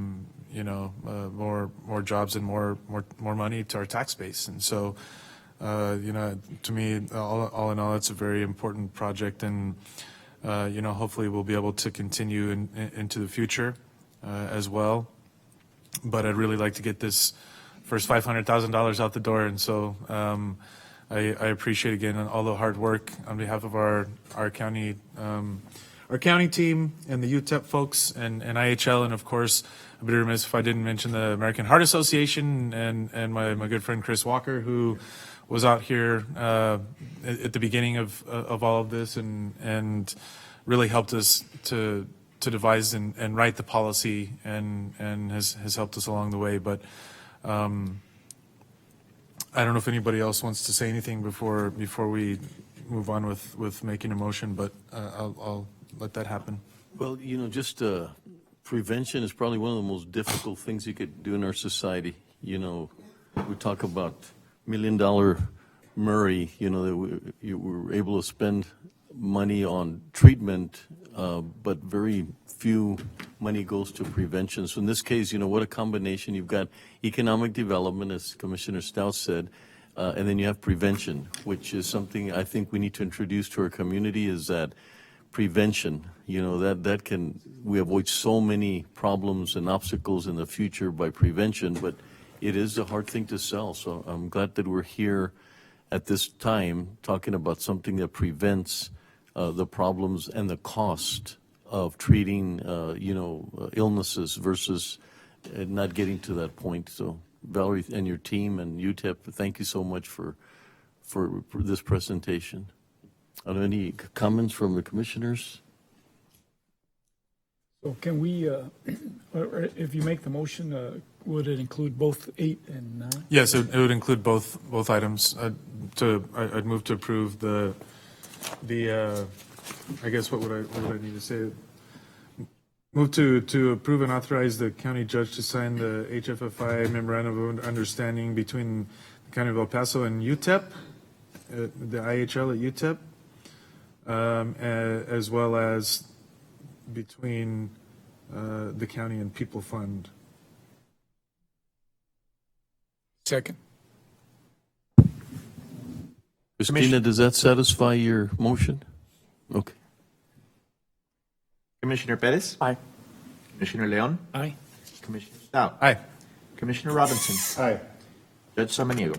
Aye. Motion carries. Thank you, gentlemen. Thank you. Thank you. Thank you.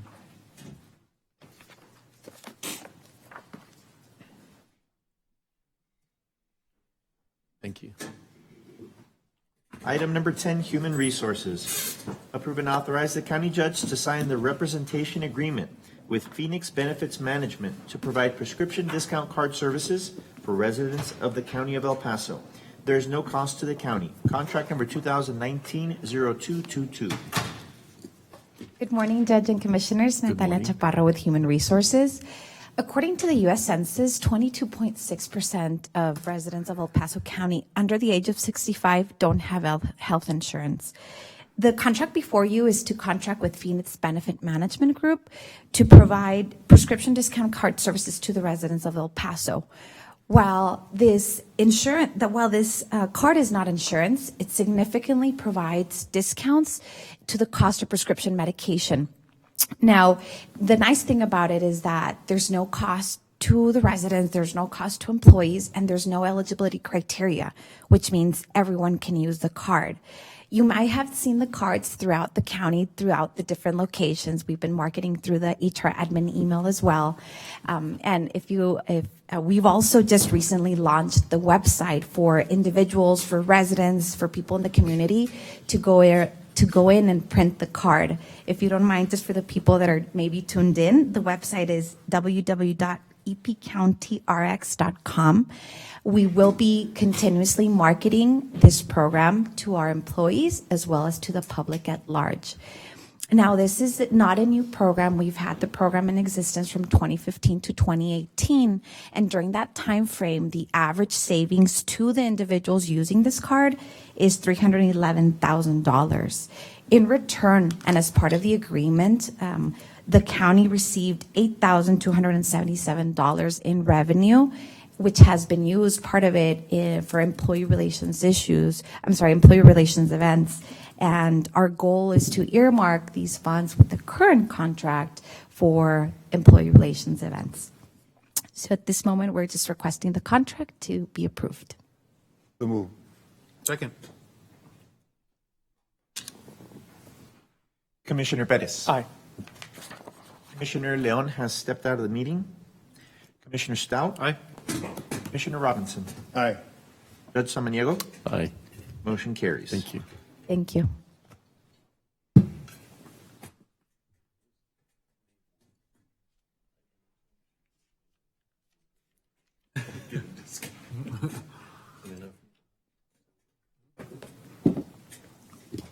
Thank you.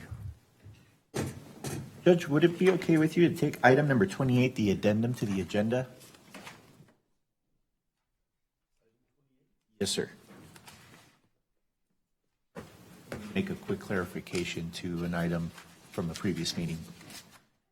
I'm sorry, Cesar, what would you like to do? Pardon me? What's your request? To take item number 28. Sure. Thank you. Item number 28, addendum to the agenda.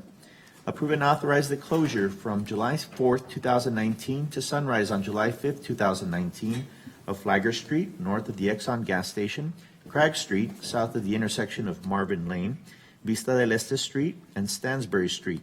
All streets lead into residential areas that are affected by hazardous and unsafe conditions due to high volume of pedestrian and/or vehicle traffic on Independence Day. Good morning, Judge. Good morning, Good morning. Commissioners. Morning. Ana Apodaca, County Admin. Just wanted to bring this item back to you. I brought it last Monday, and one of the streets included in the closures was Paseo del Este at the El Paso city limit. But after further discussions and calls that we received from the public, it's believed that it's in the community's best interest that we not close this street off this July 4th. There are other street closures happening on East Lake that will be pushing traffic through and making that more difficult for it to remain closed for this coming holiday. So I'm bringing it forth to the court and asking that the court approve that we leave Paseo del Este open, but all other street closures that we had presented to the court prior would remain in place.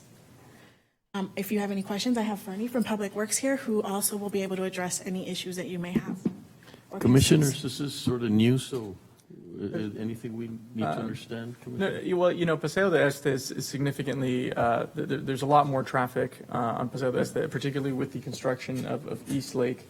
Recently, a traffic signal just went up in that area. And so in previous years, I think when this barricade went up, there were a lot of cars that just, since they're not manned by deputies, there were a lot of cars that just came out and just moved the barricade aside. So I can understand. There might be some residents who are upset, who want the barricade, but it really doesn't serve much of a purpose, and probably actually is probably more of a danger than anything if we have a lot of people getting out moving the barricade.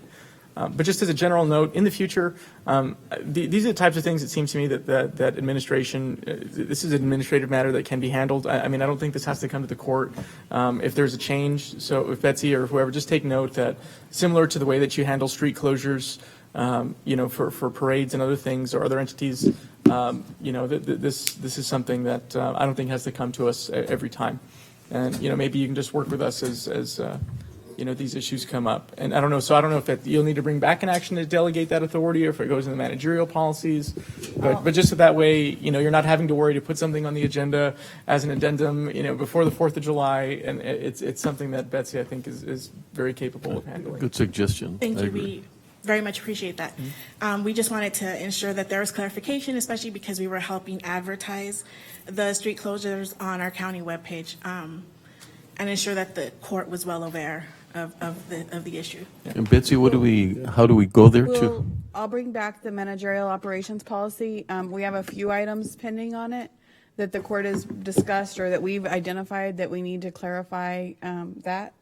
And so in the next couple of weeks, maybe next 2 to 3 weeks, we'll get those changes made and brought back. Oh, that's excellent. I think it's a great suggestion. We need to streamline as much as we can and deal with the issues that we need to and not have to with the ones we don't. Yeah, the area is changing so rapidly, and so that way also, and even probably during the day of, you might find requests that, this one isn't working, but this one might be, so I don't know if that's point. So. Anyways, I'll move to approve. Second? And just to be clear, the motion then is to approve those items as listed in the PowerPoint presentation with the exception of Paso del Este Boulevard. Is that correct? Thank you. Mm-hmm.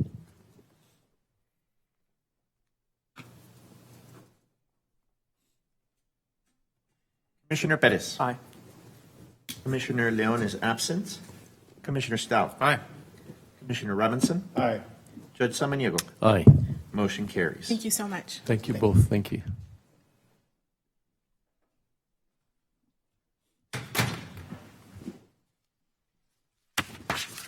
Item number 11, Public Works. Discuss and take appropriate action to authorize the Moms on Board charitable organization to distribute information at Ascarate Park on July 4th, 2019 regarding the all-inclusive playground proposed for Ascarate, Gallegos, and Reisinger Parks, and to collect donations in support of the playgrounds. All donations collected will be directly applied to meet the match requirements for the Texas Parks and Wildlife Department grant for all-inclusive playgrounds. Good morning again, Good morning. Judge, Commissioners. Just wanted to ask permission on behalf of moms on board that couldn't be here today, to give them permission to, on 4th of July, to be at Escarate Park to, again, be able to not just educate the community on the upcoming all abilities, all-inclusive playground that we're going to be building, not just at Escarate Park, but at Reisinger in Fabens and at Gallegos Park in Canutillo, and be able to take donations. This is a $1 million grant that we received from the Texas Parks and Wildlife Department that was announced in May. We're still working on that contract with Texas Parks and Wildlife Department, which should be available first week of September, that we will be bringing to Commissioners Court. And then we're also still working on a contract with Moms on Board as well. And I'd be happy to answer any questions. And they're committed to raise $750,000, which is part of the $1 million match, and we're thankful. Move to approve, and I just want to thank you again, Veronica, for all your hard work and especially, landing that grant. That's a lot of money that's going to be very well utilized, and with this partnership that we have with Moms on Board, I think we're going to have some really great things, new things at Escarate, and so more kudos to you. Thank you. Thank you. And again, this is an all-inclusive playground, so a lot of people, I was just asked earlier, so it's for kids with disabilities? I said, no, it's all-inclusive. Everybody. It's not just kids either, we need to think about the parents and the grandparents, our veterans that live in our community that can't enjoy some playgrounds with their children, with their grandkids. Now they will be able to. Beautiful. Thank you. Great initiative. Thank you. Was that a second by you, Commissioner Robinson? Yes, sir. Commissioner Perez. Aye. Commissioner Leon. Aye. Commissioner Stout. Aye. Commissioner Robinson. Aye. Judge Samaniego. Aye. Motion carries. Thank you. Thank you.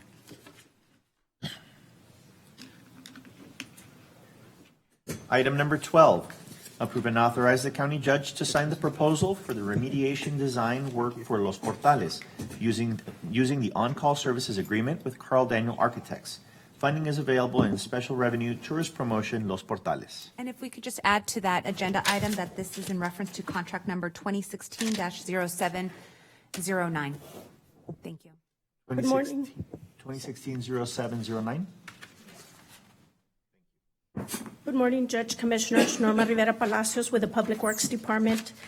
This site frequently experiences flooding when the county gets rains, and so this has resulted in significant damage to the Portales building. We have been working, Public Works has been working with Economic Development, and today we have this item requesting the court's authorization to sign the proposal for the remediation design work only. Once, if the court approves it, once the design has been completed, we would bring it back to the court to address the work and funding. Norman, so what's the long-term solution? Just so for Commissioner's reference, so in the park, it's always it's a problem area that floods very frequently, and then our infrastructure crews, public infrastructure crews have to go in and pump out the water because it's sort of in a bowl, and then throughout the park there's these drains that don't really connect to anything. It's just intended to just sort of collect water, but they fill very quickly. And so this has just been a long-standing problem, for the county that we've just been more reactive than proactive in finding a long-term solution. That's right, Commissioner. So the design of this will address those issues correctly, appropriately will address these issues so that we know what to build in order to address flooding when we have it in the area. Okay, so the vendor in this case will figure out the solution. Do they already know what they're going to do, or they're just Yes, gonna they've been out there, Okay. and so this is why we're bringing back this proposal. They will address the flooding that occurs there. Okay, all right. Any other questions? I have Economic Development also, and Melina, who's the lead engineer for the area. I'll move to approve. Second. Commissioner Perez. Aye. Commissioner Leon. Aye. Commissioner Stout. Aye. Commissioner Robinson. Aye. Judge Samaniego. Aye. Motion carries. Item number 13, receive a presentation from the County Tax Office on space needs. Additionally, approve and authorize a second amendment to the agreement with the Shalom Group, LP, for additional space and improvements to house the County Tax Office Annex at the 424 Executive Boulevard site. Norma Rivera Palacios with the Public Works Department. Public Works and the Tax Office have been working to address the tax office needs on the west side. And so today, joining me is Mr. Pastrana, who has a presentation to address his needs, and then Public Works will be available in case the court has any questions as it relates to this, to the space.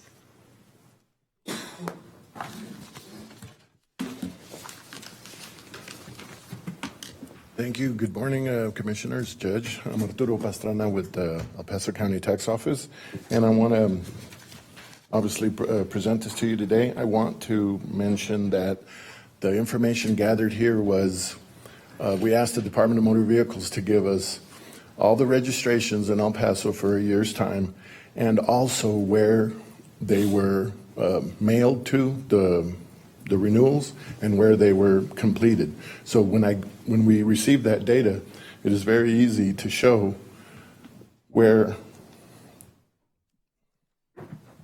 over this thing, there we go. That's how we got all the data. So what I wanted to bring up was that we only have one county tax office on the west side. We do have several that are from contracted offices. However, we only have one. I wanted to also let you know that when we compiled this data and we analyzed it, that we used our history from when we moved the downtown office to Escarate, and also when we opened up the two new offices. We got a good feel of how we impact the community as far as shifting business from our own offices or from full-service deputies.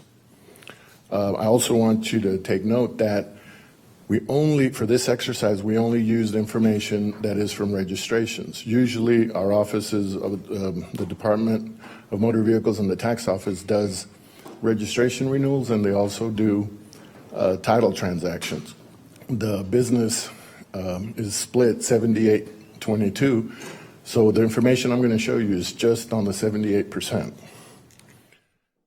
If you look at this chart here, I'm showing you the offices. In green are the ones that are on the west side. You've got the Northwest Annex, you've got Flash, you've got Express. Those are, the sum total of the registrations is 93,000. You can see where the residents in El Paso that were mailed their registration renewals on the west side. These are all west side zip codes. You can tell that the bulk of them went to Escarate. They went to Express at 19, they went to Flash, and they went to Northwest. When you look at the percentages, a large percentage was done by the internet.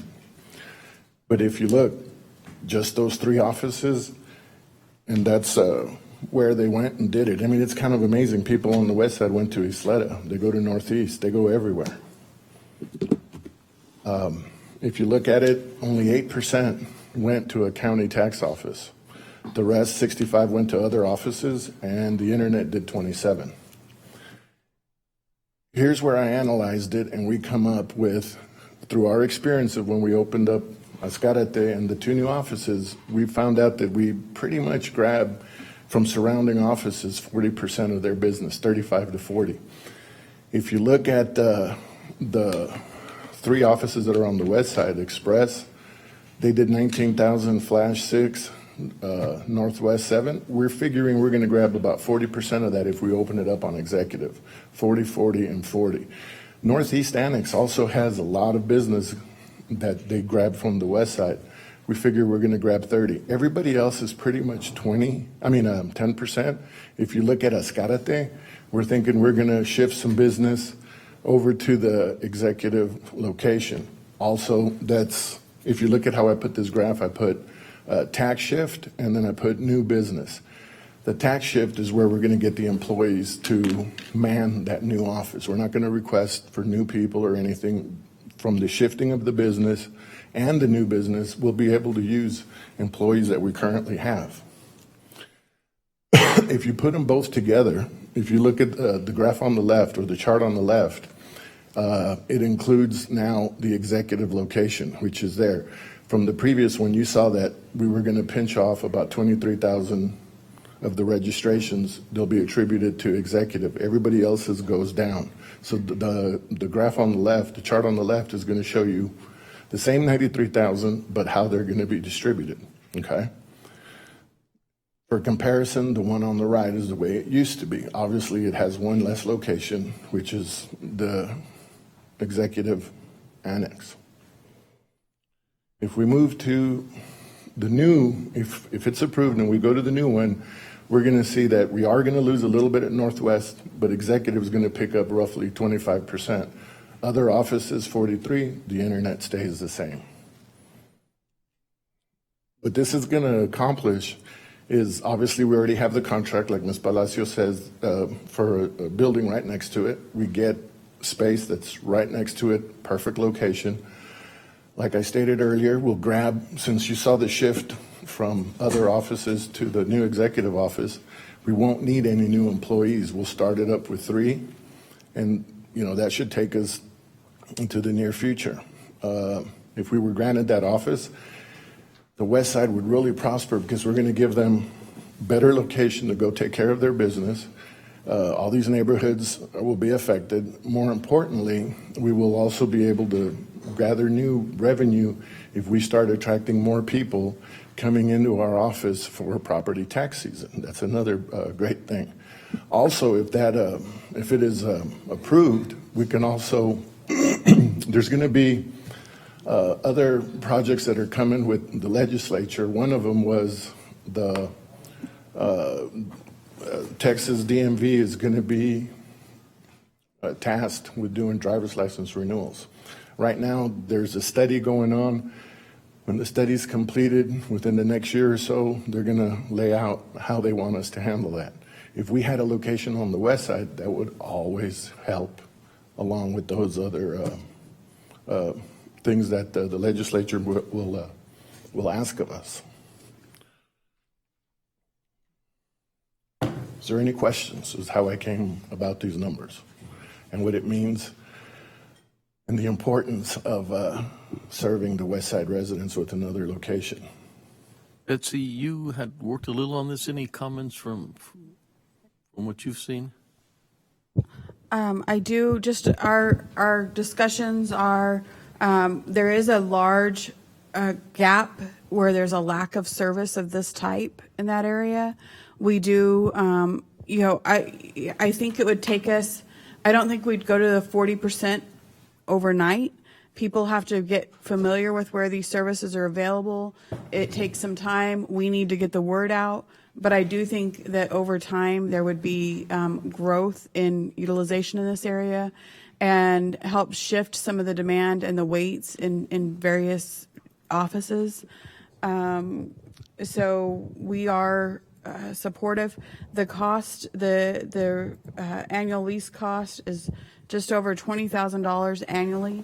There would be an initial cost to fit the office and furnish the office for the first year, but that would be, I think, total of 70, sorry, let me see, $74,000 to do the initial setup. But after that, the ongoing lease would be a little over $20,000 a year. So that is something we're supportive of. I do, Mr. Pastrana mentioned the DMV and the driver's license ID project. That's something that I don't think the court has made a decision on. It's something that would be an agreement, I believe, that would be entered between the city or the county and the state to do those services unless it was absolutely mandated. But I think that's a separate discussion from the office for the tax office for current registration renewal and collection of property taxes. Yeah, and I think that's the way you mentioned it, that it would be a possibility and you would be available if it happened. So yeah, I'm sort of glad we haven't, we still have an opportunity to talk about it because nobody's leased it at this point. So Norma? And just for your information, the 74 will address the renovation, the furniture, and any signage required. The facility. Commissioner Perez? Just a question. I mean, is there a particular reason why, again, like this, is it just that this lease just became available, or the space became available, or as to why is it?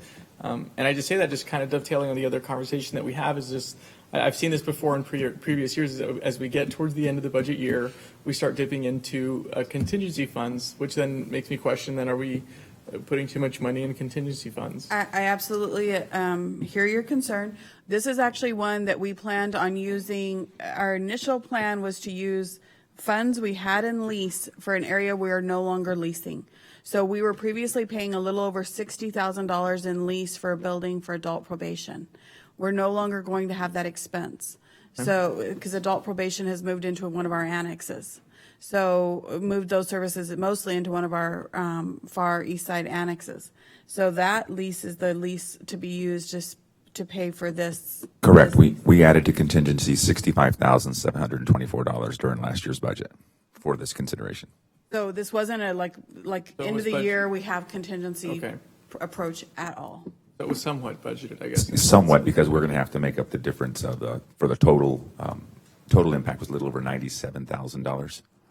But the ongoing lease will be covered because that's why we moved that aside, was for the ongoing lease and the initial setup, but it's not enough for the entire initial capital cost. And I just asked because, we've talked about, potential other facilities, particularly in the east, given the increased density and the number of folks out there. And I just want to be sure that we're following a process where, there's not some projects that are just leapfrogging others, that there's a rhyme and reason and that there's a process to it. And the reason why this particular, couple things about why we selected this particular location, it's the ease of there being a JP there also to make payments.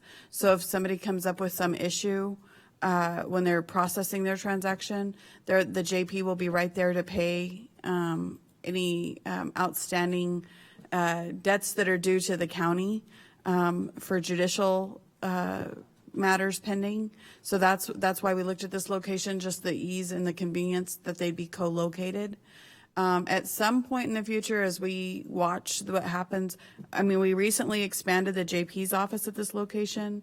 And as we watch what happens in demand for service in this area, and we've become more closely located to where our citizens are, at some point in the future, I imagine the county, not immediately, but somewhere down the future, would be looking to do something similar to what we're talking about doing on the Far East side, as far as instead of leasing this space, doing an annex, where there we're not even leasing space, there's just a high population growth, but that will be probably a 3 million, approximately 3. They keep telling me about contract or escalation of cost in construction, but somewhere between $3 and $4 million to do another annex in that area as well. Commissioner Leon. Just a quick question, Mr. Pastrana, a couple of them. As far as making a payment, can they make those scofflaw payments to a JP? Yeah, I believe, yes. We have financial services at some of our buildings. Yeah, they can. We refer them. When they come in and if they're a red flag for the scofflaw, if it was that court, they would just walk around the corner and go see that court. But if it's just a scofflaw violation, they can pay it there. They can pay it at the JP. At the JP, great. And it's good that you will not need extra personnel to staff this office. Have you identified where these folks are coming from? Yes, most likely out of Ascarate. Since the shift from Ascarate is going to be significant, we should move people from there over to take care of the business at Executive. Okay, thank you. Any more questions? Commissioner Robinson. Just to follow up, one is that you guys did a previous presentation a couple months ago, I believe. I'm pleased that you came up with a better presentation than you had the last time. But the other factor, question I have, and just to reiterate, the lease cost going to be what again? How much? 20,000. 20,000, and then the initial setup. You said how much? 22,768. Okay, and then the initial setup. 74,000. 24,000. Okay, so Have to do some remodeling to the office space and do furniture. But we'll make it up in the second year? No, I'm not, in the second year, it'll go down just to the lease cost. As far as making it up, we won't make it up. I believe that it'll take us a few years before we're up to the 40% pool. People have to get familiar, we have to put the word out. People don't overnight. As a matter of fact, I mean, I saw people still come downtown for over a year to the tax office location that was downtown. So basically what we're doing, we're filling the void. Take care of our customers. Okay.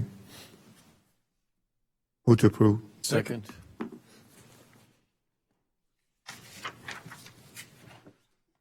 Commissioner Pettis. Aye. Commissioner Leon. Aye. Commissioner Stout. Aye. Commissioner Robinson. Aye. Judge Samaniego. Aye. Motion carries. Thank you, gentlemen. Thank you, Arturo. Thank you, Judge and Commissioners. Really appreciate this. I think strategically it's going to benefit us, kind of like it did on the east side. That's what I'm looking forward to happen, because we'll be providing accessibility to those folks up there, and we'll be monitoring so for effect. So I thank you for that, okay? Thank you, Mr. Gonzalez.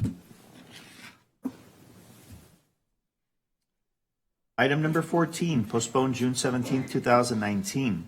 Approve and authorize the county judge to sign amendment number 2 to owner-engineer agreement to contract with Moreno Cardenas Incorporated, MCI, for additional engineering services for the Hillcrest Center and Hillcrest Estates subdivisions first-time water system. No county funds are required. Contract number 2019-0400. Good morning, Judge, Commissioners. José Letos, Director of Planning and Development. As 2 weeks ago, we requested this item be moved into executive session as it relates to contract negotiation between the counties and the granting agencies. We've coordinated that request with legal, and Assistant County Attorney Kevin McCrary has prepared a memo for the court's consideration to move this item into executive session. And I would defer to Ms. Cristina Sanchez to read that memo to the record. Sure. So I need the court to make a finding. We have a legal memo here, was prepared by Mr. Kevin McCary, and he's asking that this item please be pulled into executive session under 551.0725 of the Commissioners, of the Government Code. This currently involves contract negotiations and issues related to the NSAD loan, I believe, as well as the grant, the reflective grant. And so we ask that the court take this into executive session because he has determined that deliberation in an open meeting concerns business and financial issues that would have a detrimental effect to the position of the Commissioner's Court in these negotiations. So therefore, he is asking that the court make a unanimous vote that deliberations in open meeting would have a detrimental effect of the court in these negotiations, and that all said deliberations take place in closed session. We further ask that the court direct the clerk to ensure that all proceedings in closed session be recorded, and that would be the motion as I just read. I make that motion as described. Second. Commissioner Pettis. Aye. Commissioner Leon. Aye. Commissioner Stout. Aye. Commissioner Robinson. Aye. Judge Samaniego. Aye. Motion carries. Thank you, Judge, Commissioners. Betsy, on the taking a break for lunch, did we? We're being asked by members who are for the executive session on the collective bargaining item, because we're also trying to make arrangements with Rick Navarro to teleconference in, I believe. That's right. And so we were wondering if the court planned to take a break so we can give them a time frame. Well, I'd like to 12 to 12:30 if everybody is in agreement. Commissioners? Does anybody have commitments earlier? Okay. Yeah, so we'll take a break at 12 and be back at 12:30. Okay, we'll let them know. Thank you. Brings us to item number 15, discuss and take appropriate action for a variance request from the County of El Paso subdivision regulations for Homestead Meadows Unit 6 Replat C. Morning, Judge, Commissioners. Good morning. Gilbert Solano with Planning and Development.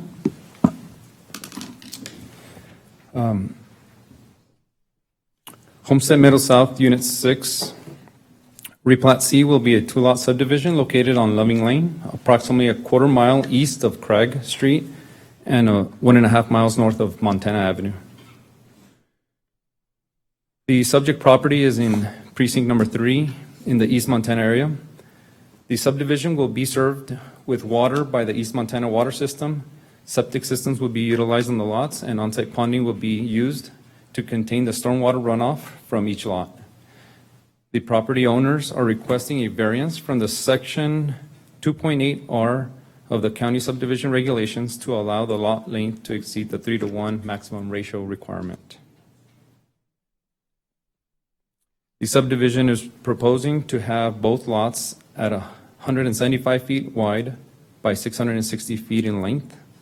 This equates approximately to a 3.8-to-1 ratio. Our department recommends approval of this variance request from the county subdivision regulations, conditional to a plat note restriction prohibiting further revisions to the plat, which may result in the generation of additional lots or subsequent variances from the county subdivision order. This concludes my presentation, and we'll be happy to answer any questions you may have. Have you all heard from any of the residences in that area? I know they have a homeowners association, but I guess regarding issues such as these, has there been any feedback from residents? No, not in particular. I know it's been advertised in this area. I know that there's a little bit more of vocal group further to the east of this area, which, but in this particular area, we haven't really heard any objections to these type of subdivisions. Gilbert, can you go back to that slide you had of the lot? Sure. This one? Yeah, that one's good. Now, was it, no, can you go back to the slide there? Oh, I'm sorry. I didn't realize it moved. Yeah. There you go. And now, there are two lots. Were they one big lot before? And if Yes, so, when did we approve the division of this lot? This subdivision, give me a second real quick. Yes, well, to answer your first question, it was one individual lot. Yes, sir. Okay. So yeah, so this is obviously just this is just for a replat, I guess. So it was one lot. They're proposing to split it into two. And again, it's for a variance only. It hasn't been recorded yet. So it's one lot right now? Correct. And the proposal is split into two? Yes, sir. And by doing that, are we violating our own standards? And that's precisely why we're here. I think we're asking is that we do on our section 2.8R does specifically state that the frontage should not be less than 1/3 of the length. And this one is actually about 3.8R. It slightly exceeds it. It's a little less than 4-to-1 ratio. But as you can see from the exhibit, it is like a fairly long, narrow, not narrow, but it's pretty long in comparison to its width. And so for that reason, it requires a variance. And so as part of our recommendation, we don't want them to proceed in asking for additional subdivisions or something that's going to require further subdivisions. So we recommend approval, but with that condition that they don't ask for another subdivision in the future to ask, for narrowing it even further than it's being proposed at this time. Okay, but your recommendation is that we approve that. My concern was that we're allowing smaller lots when we know that it's going to bring about this kind of discussion. Judge Commissioners, José Ledos, Director of Planning and Development. The standard in the subdivision order 2.8R that Mr. Saldana referenced relates to how wide the lot must be. Our current standard is 60 feet or no less than 1/3 of the length or the depth of the lot. And so that 3.8 ratio he's mentioned it's almost a 4-to-1 as opposed to 3-to-1. So it's a lot longer than our standards allow. But given that the width actually still remains to be 175 feet, it's still a relatively good amount of size. That standard was adopted to prevent very narrow lots from existing. And so that is something that it's one of the areas that we want to make sure that is updated to conform to current standards. And as a matter of procedure, this is a variance request, so if the court approves this, then the replat will actually come again before the Commissioners Court. That'll reflect the subdivision of the lot into these two lots that are proposed here. But this, because they are not meeting our current standards, they must go through a variance process, and so that's the first step. Next would be the replat, and that would also come before the Commissioners Court as well. Okay, understood. Okay. And Make a also, I'd motion. like to add that each lot is going to be over 2.5 feet acres in size as well. That's pretty big. Motion to approve. Question. I got a question. Oh, you're gonna, Commissioner Robinson? In the replat, are we're dividing the property up into two. What is the plan for that lot, or those lots now, if you say two of them? What is their plan? The plan is just to subdivide it into two. No. Potentially just to have two What are they gonna build residential on it? structures. What are they going to build on it? Most likely residential structures. We don't have any specific zoning or requirement, but it seems most likely it'll be two residential structures. Well, do we look at it for the, do we do a traffic analysis? No, sir. A traffic impact study? Yes. No, sir. Not for a two-lot subdivision. No, sir. Well, if we divide the property up into two, it means we'll have more units, whatever they're going to put in there. How's that going to impact on the traffic and the congestion? So what I'm looking at as far as, we can't just focus on what it's going to look like today. What's it going to look like tomorrow down the road? And so in tomorrow we come out and say, wait, we got, because what is your projection on the number of cars for, depending on how many units you're going to put in there, how many cars we're going to have in that area? In that area. Yeah, number of cars we have there, but also the number of cars per family that's could be in that area. Well, I guess we don't, first of all, we don't have a TIA requirement for subdivisions. But if we did, I don't think, if we had to look at it on a case-by-case basis, and being that this subdivision is only going to be split into two, from one lot into two, even if a TIA was conducted, it would not warrant any. Yeah, one lot to two, it means we're going to have more people. Yes, sir. Which means we have more cars. Which means we have more traffic. Right. Which means we have more congestion. Yes, sir. But the overall impact on these roadways would not, would be so insignificant for this additional lot. By and large, every family, every unit has a minimum of 2 cars.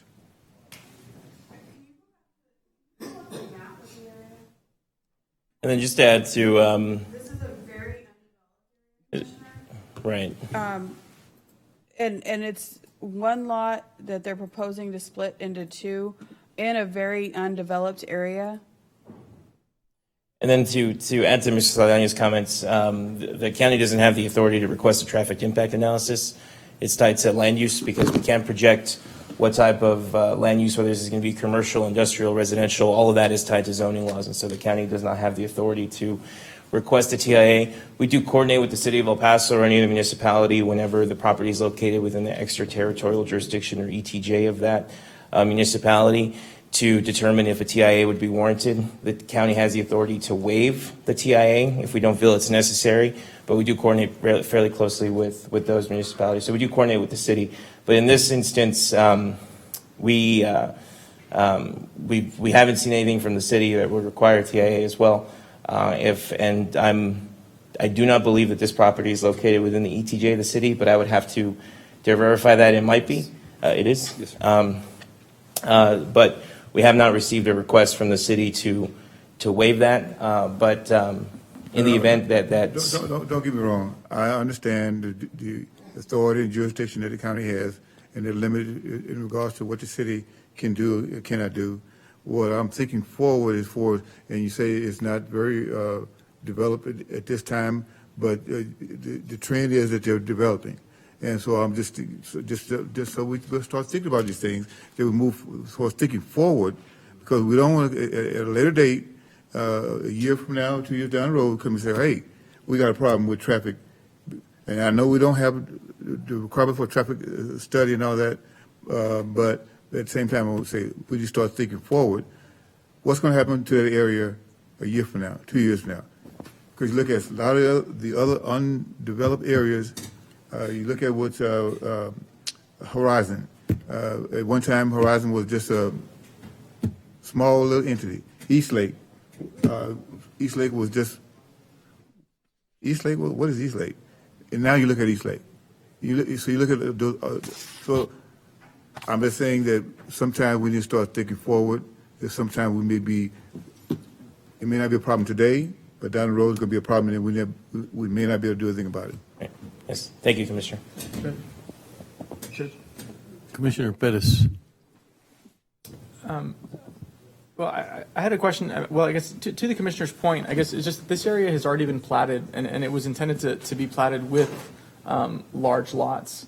And so, yes, this may be just one, circumstance where one lot's being cut in half, but, and I know it adheres to our subdivision regulations, but I don't know if our subdivision regulations were really intended to address, a large area that was already platted, that had a significant amount of land. I think it was designed more for, new subdivisions that were coming online, but this isn't a new subdivision.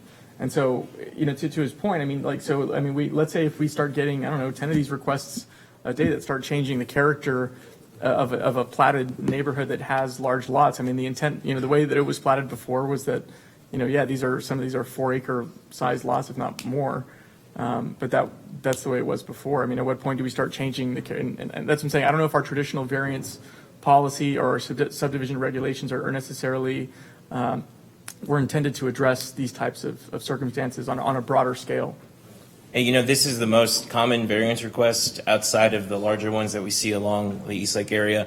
It always deals with width to depth ratio.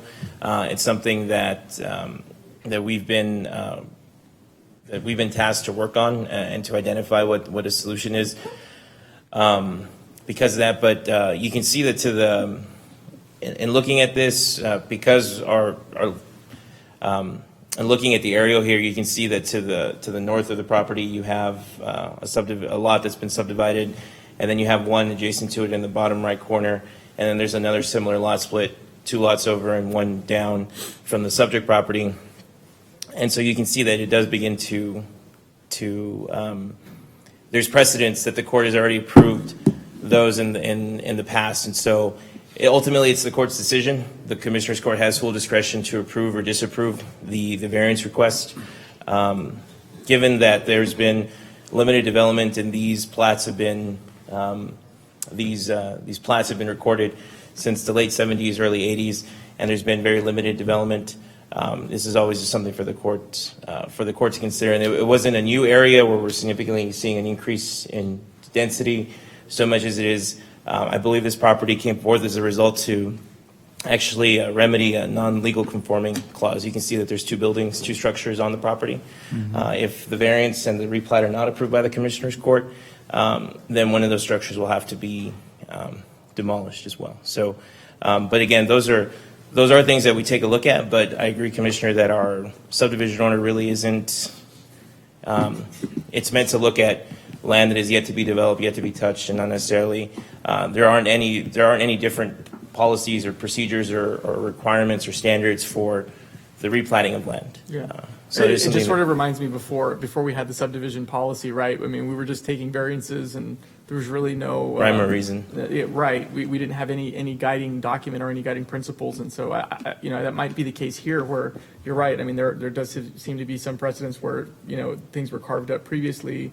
There's another lot over here that seems to be, but just take that into consideration as you look at a subdivision like this that was originally platted, because I suspect as density increases, who knows? We're likely. It's not unreasonable to think that we're going to get a significant number of requests in maybe 5 years or so to subdivide significantly, and that's for existing residents that moved out into this area, there's just a lot to consider. Yeah, definitely, and that's part of what the review is. We also look at the restrictive covenants that may have been placed on these in the past, because there may be plat notes that are recorded. Similar, what we're requesting is that as this moves forward, that we limit the division of the land any further. We place that plat note restricting that. That's part of the request that Mr. Saldana is making of the Commissioners Court this morning.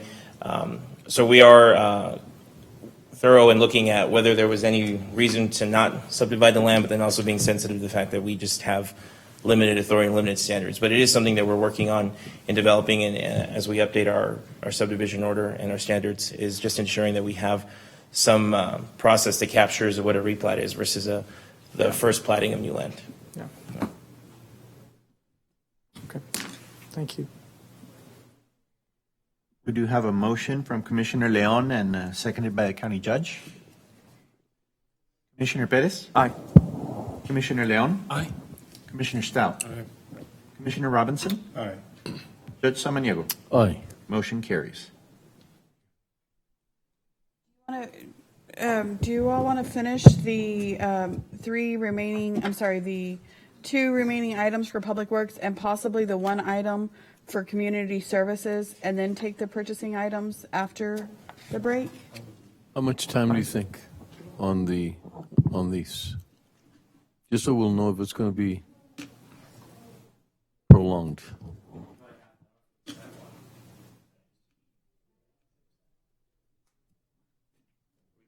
It's whatever, it's up to you, Judge. Well, it's just that they have to stay here waiting. So it's up to you, Commissioner. Break? Yeah, break. Could we, Judge, would you all be willing to consider item 22, which should be really quick? And that way I can let Irene get back? Yeah, It'll be very quick, I believe. okay, thank you. Oh, Item number 22, grant applications. Approve the submission of county grant applications as listed and described. If awarded, all grant award agreements will be brought back to the Commissioners Court for final acceptance and approval. Item number 22 is to approve and authorize the Community Services Department to apply for a reentry program grant under the U.S. Department of Justice, Office of Justice Programs, Bureau of Justice Assistance to increase the success of offenders returning to the community from incarceration through a combination of system-level improvements and demonstration projects. Project totaling the amount of $640,000 with the match of $320,000 for a 4-year period. Hi, good afternoon, County Judge Commissioners, Irene Valenzuela, Community Services Department. Thank you for taking this item. I know we're all hungry and we want to get to break, so I appreciate you taking this item ahead. I promise it'll be brief. This opportunity came to us from the Bureau of Justice Administration to apply for a grant under our Office of Reentry Services. This grant, like Cesar explained, is for a total of $640,000 over a 4-year period. We are required to match this with 50%. Half of that will be through in-kind sources. That's internal salaries that we already have. And then the other half will be a cash match. Those funds are already appropriated under a specific account for reentry services, if I'm not mistaken, Wally. So we'll be getting that cash match from that portion. It's not additional funds that we're requesting through the court at this time. And the grant is to expand on some services that we're already doing at the jail, where we're identifying homeless individuals that are booked at the jail, and we're going in there, identifying gaps in services for them, and as they exit the jail, we're following them and providing those services. And so this grant's going to help us expand on those initiatives. So services that we're providing, we're just enhancing the services that we're providing already?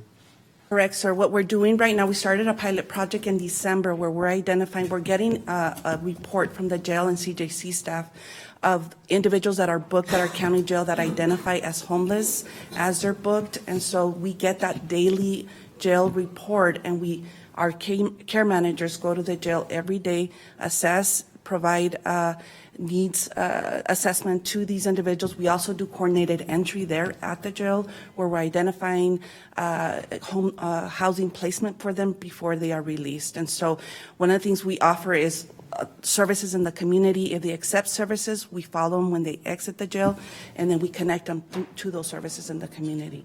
And this grant will help expand and enhance those services that we're doing right now. Vote to approve. Just explain the in-kind part. The in-kind is through, we have staff people under the Office of Reentry that are currently already working, and so the in-kind will be those salaries. Those salaries, okay. I think this will go, just judging from what you said in the backup, it may help to a certain point as far as recidivism. So in the overall picture, I think it's a great program. And I saw Joe walk in. I think it'll be a big help insofar as because some of these folks are repeat offenders, so it may go a long ways in assisting there. So. We're hoping that the enhancement of services is in particular for this specific population of homeless individuals, where we can help them, stabilize them, where we don't have this revolving door in and out of the jail system, especially about this subpopulation. It's not a discussion for here, but Betsy and I've expressed to Betsy a little bit of concern as to, when we talk about competing against private industry, but also a nonprofit, so that if we could step back and look at, other people are doing something similar, and then we talk about some people wanting to address that problem.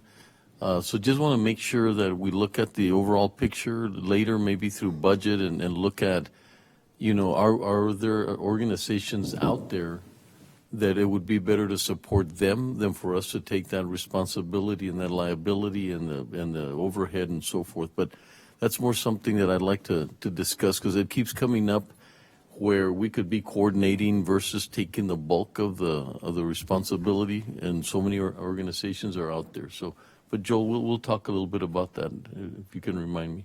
So, Irene, thank you. Second. Commissioner Perez. Aye. Commissioner Leon. Aye. Commissioner Stout. Aye. Commissioner Robinson. Aye. Judge Samaniego. Aye. Motion carries. Thank you so much. Have a great lunch. Thank you. You have a nutrition program and you didn't bring. We could have worked through our work, ate through our work. So thank you. It's 12:10. So at 12:40, I'm sorry, that we'll be back. Hopefully, we'll make it be precise on coming back at that time. Thank you. Commissioners Court will recess for 30 minutes.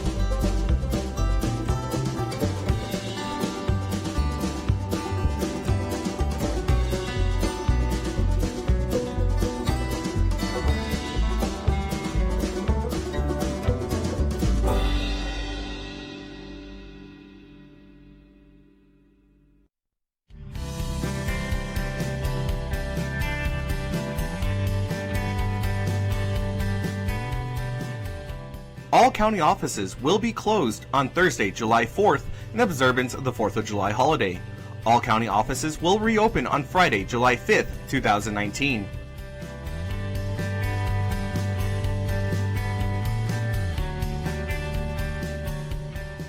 Excited for the largest fireworks display over Escárate Lake?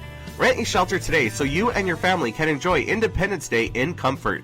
Last day to rent is July 3rd. For more information, call 915-771-2380.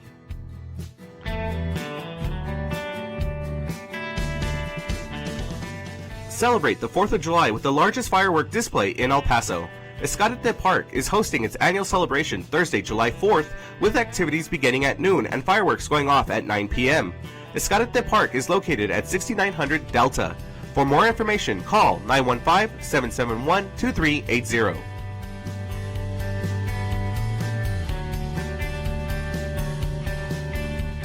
Stay cool this summer by visiting any of the El Paso County pools, Tuesday through Sunday from 12 p.m. to 5 p.m. Don't forget about Family Night on Thursdays from 6 p.m. to 9 p.m. For more information, call 915-771-2380.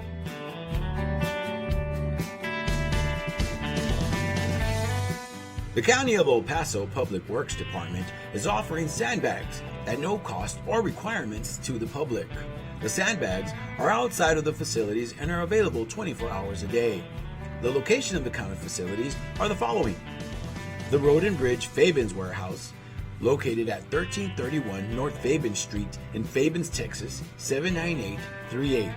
The Road and Bridge Canutillo Warehouse, located at 191 Canutillo Avenue in Canutillo, Texas, 79835. And the Road and Bridge Montana Warehouse, located at 14698 Van Lane, El Paso, Texas, 79938.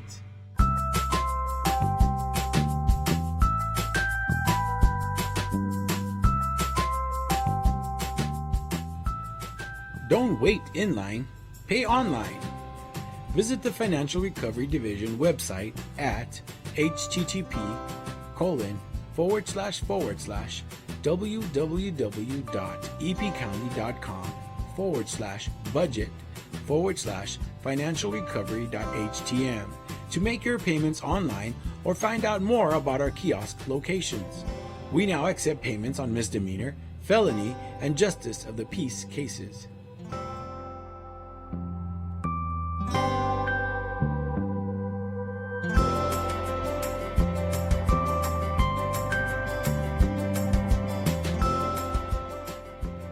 You can now watch Commissioners Court meetings on YouTube. Go to youtube.com and search for El Paso County Commissioners or El Paso County, Texas. Subscribe to our channels to see our latest videos.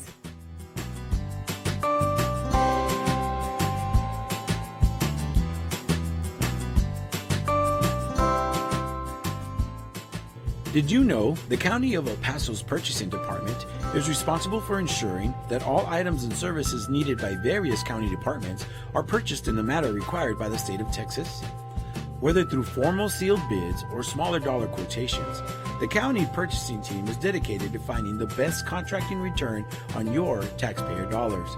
Additionally, the Purchasing Department is responsible for the tracking of inventory within the county and properly disposing surplus to public auctions.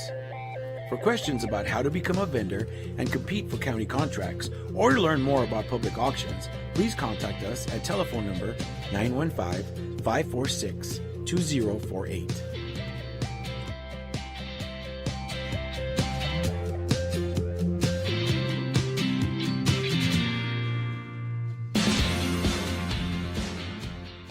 The 346 District Court Judge Angie Juarez Barril started the El Paso Veterans Treatment Court program in 2012 for veterans and active service members that have been arrested and charged with a felony or misdemeanor criminal offense. To be considered for this specialty court, the statutory criteria includes be a veteran or current member of the United States Armed Forces, including a member of the Reserves, National Guard, or State Guard, and suffer from a brain injury, mental illness, or mental disorder, including PTSD, or be a victim of military sexual trauma, all occurring or resulting from military service. Call Sylvia Serna, Veterans Program Director, at 915-546-2119, or email her at sserna@epcounty.com for any information.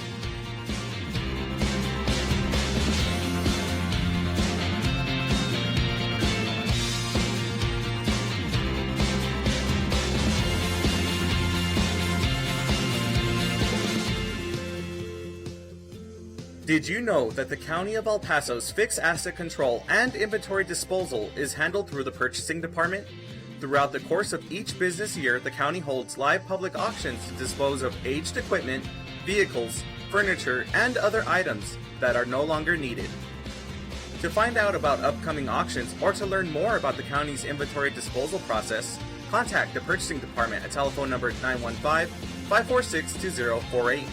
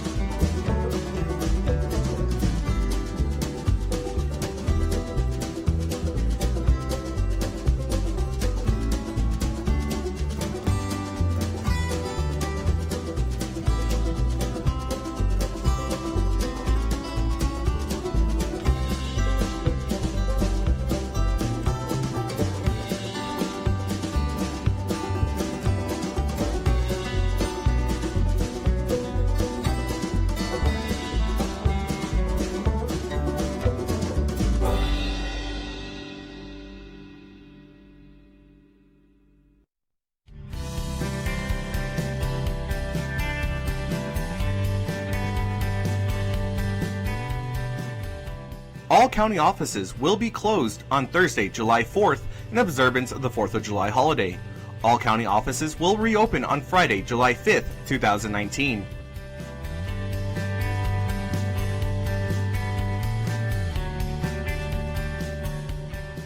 Excited for the largest fireworks display over Escárate Lake?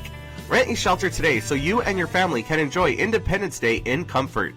Last day to rent is July 3rd. For more information, call 915-771-2380.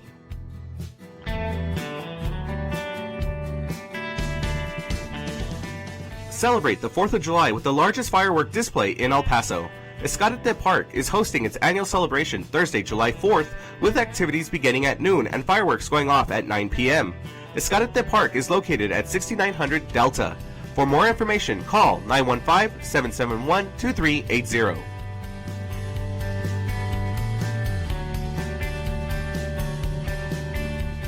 Stay cool this summer by visiting any of the El Paso County pools Tuesday through Sunday from 12 p.m. to 5 p.m.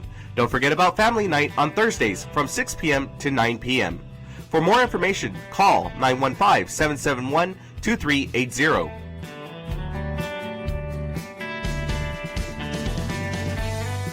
The County of El Paso Public Works Department is offering sandbags at no cost or requirements to the public. The sandbags are outside of the facilities and are available 24 hours a day. The location of the county facilities are the following: the Road and Bridge Fabens Warehouse, located at 1331 North Fabens Street in Fabens, Texas, 79838. The Road and Bridge Canutillo Warehouse, located at 191 Canutillo Avenue in Canutillo, Texas, 79835. And the Road and Bridge Montana Warehouse, located at 14698 Van Lane, El Paso, Texas, 79938.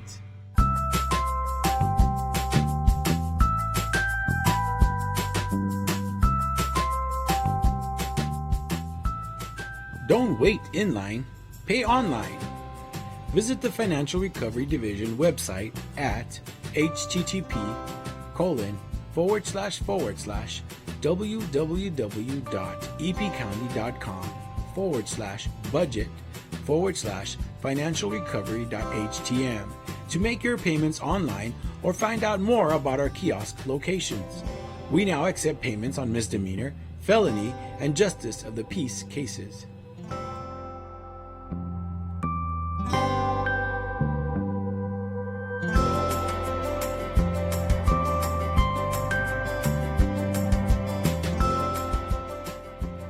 You can now watch Commissioners Court meetings on YouTube. Go to youtube.com and search for El Paso County Commissioners or El Paso County, Texas. Subscribe to our channels to see our latest videos.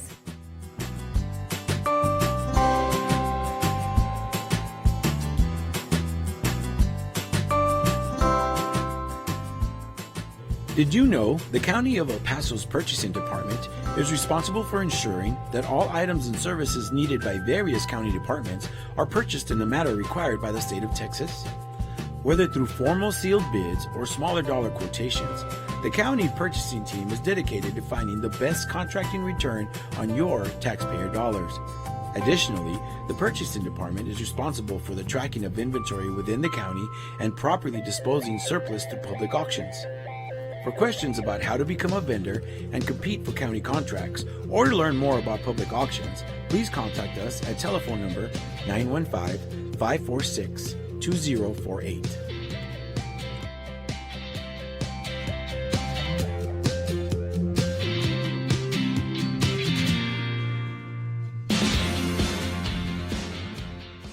The 346th District Court Judge Angie Juarez Barril started the El Paso Veterans Treatment Court program in 2012 for veterans and active service members that have been arrested and charged with a felony or misdemeanor criminal offense. To be considered for the specialty court, the statutory criteria includes be a veteran or current member of the United States Armed Forces, including a member of the Reserves, National Guard, or State Guard, and suffer from a brain injury, mental illness, or mental disorder, including PTSD, or be a victim of military sexual trauma, all occurring or resulting from military service. Call Sylvia Serna, Veterans Program Director, at 915-546-2119, or email her at sserna@epcounty.com for any information.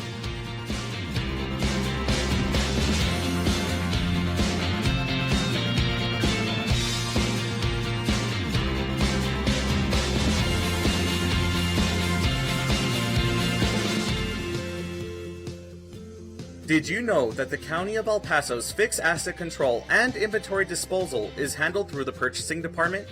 Throughout the course of each business year, the county holds live public auctions to dispose of aged equipment, vehicles, furniture, and other items that are no longer needed. To find out about upcoming auctions or to learn more about the county's inventory disposal process, contact the purchasing department at telephone number 915-546-2048.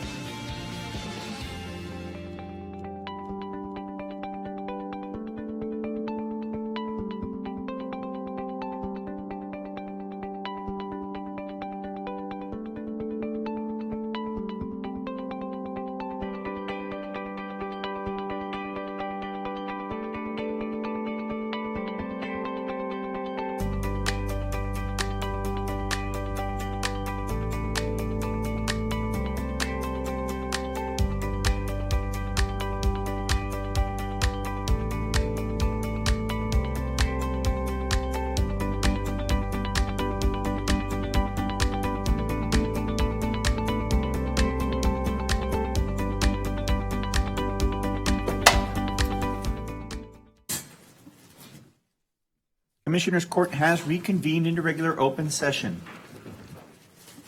Item number 16, approve and authorize the acceptance, filing, and recording of the revision to Darrington Park subdivision to be named Darrington Park Replat D pursuant to Texas Local Government Code Section 232.041.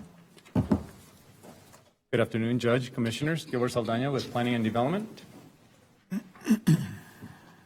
Darrington Park Replat D is a two-lot subdivision of approximately 11.6 acres on Darrington Road and White Springs Drive, which is located approximately 2 miles south of Horizon City. The subject property is in precinct number 3 in the Horizon City area and will be serviced with water by Lower Valley Water District. The properties will have septic systems since the sewer infrastructure is more than a mile away. The reason for the replat is to split the property into 2 lots. No deed or covenant restrictions were found to be filed with the county that would prohibit the lot split.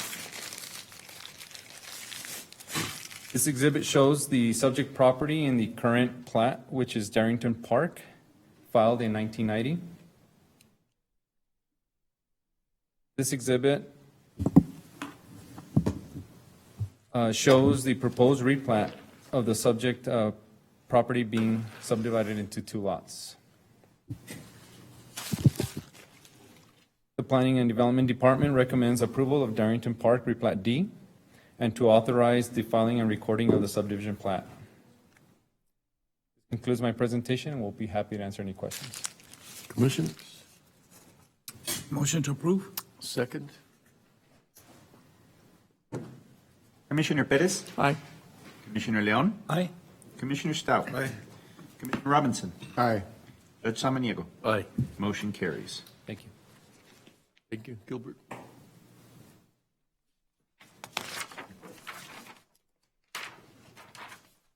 Item number 17, discuss and take appropriate action regarding the submission of projects to the 2019-2020 Transportation Alternatives and Safe Routes to School Program call for projects with the Texas Department of Transportation and El Paso Metropolitan Planning Organization. Judge, Commissioners, good afternoon. Sal Alonso, Planning and Development Transportation Engineer.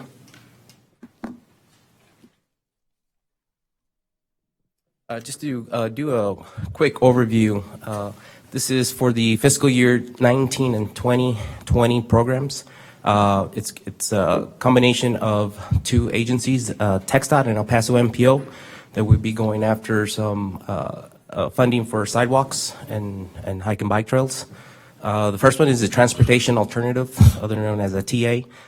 This is specifically limited to the outside urbanized areas.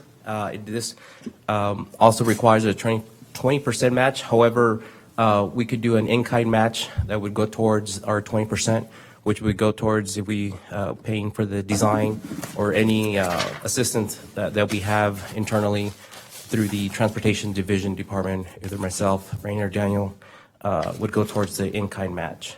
The second funding is the Safe Routes to School funding. This provides sidewalks to elementary schools and middle schools within a certain approximately about 2 miles.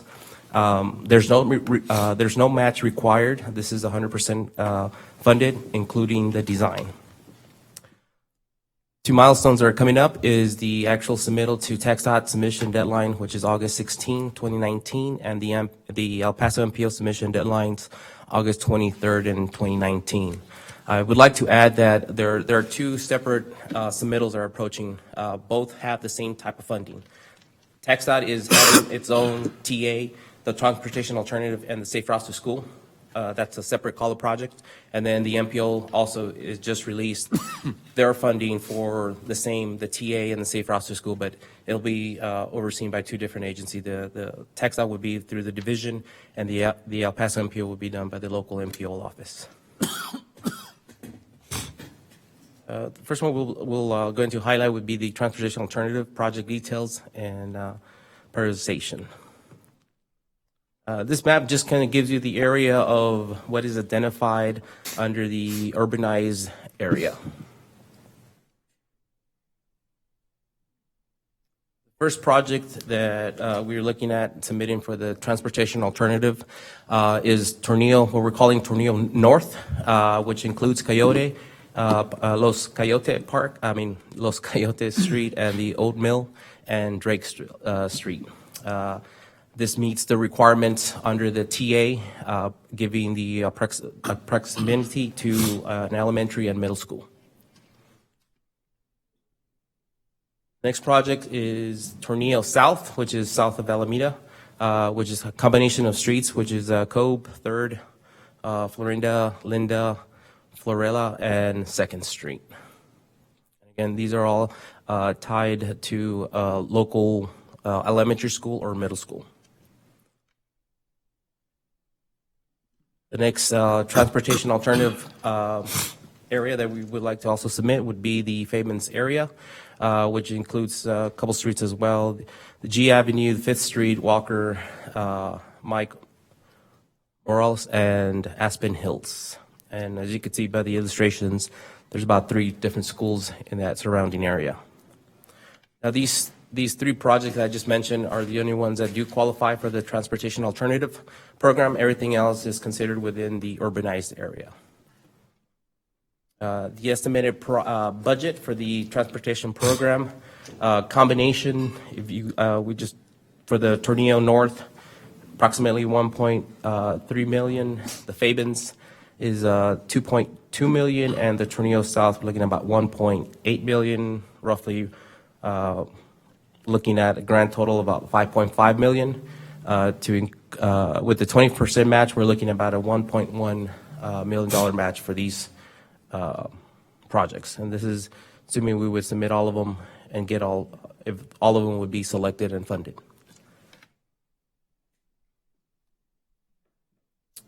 The next category of funding is Safe Routes to School. The first project that we identified is the El Paso Hills, the far east side of El Paso, passing Horizon Hills.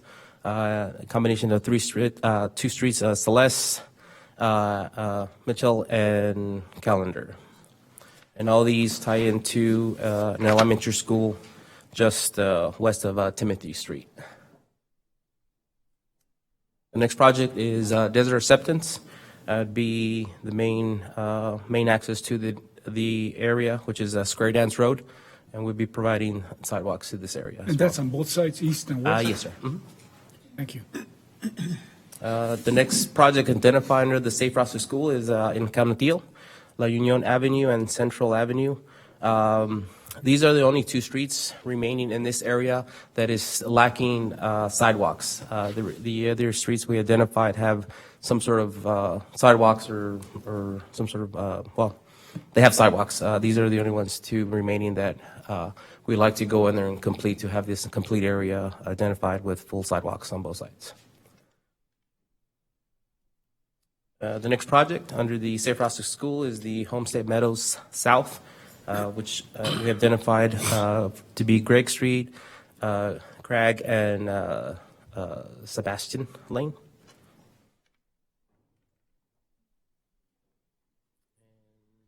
Next project would be in the Westway area. We identified Zinn Road and also Kingsway.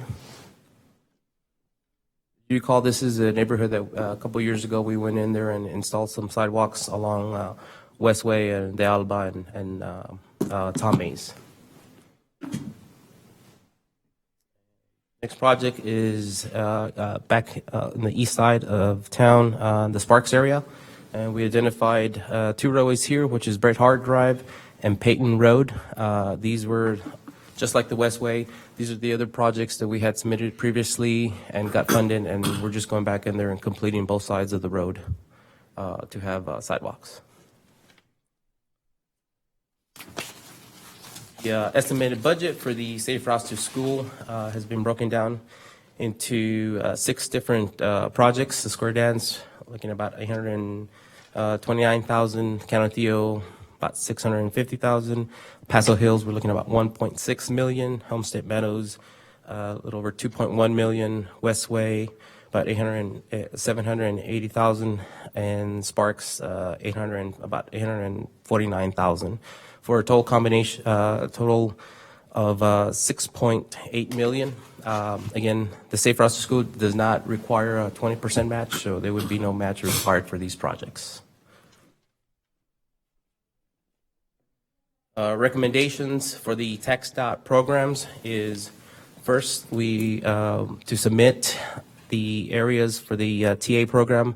We have ranked them as 1, 2, and 3, which is Tornillo North, Fabens, and Tornillo South. For the Safe Routes to School, we identified El Paso Hills, Desert Acceptance, Canutillo, rounding the last 4 to Homestead Meadows, Westway, and Sparks. And this is for the TA's Safe Routes to School under the TxDOT program. The recommendations for the transportation alternative and safe routes for the El Paso MPO programs are as follows. The number 1 is Tornillo South, second is Fabens, and the third one is Tornillo North. And for the Safe Routes to School, we identified the first one to be Homestead Meadows South, Westway, Sparks, and the last 3 would be El Paso Hills, Desert Acceptance, and Canutillo. This time I would be happy to take any questions you may have on any of these projects, or any questions on the presentation. I'll be happy to answer them. If not, I request the approve and authorize the prioritization submission of projects to TxDOT and the El Paso MPO.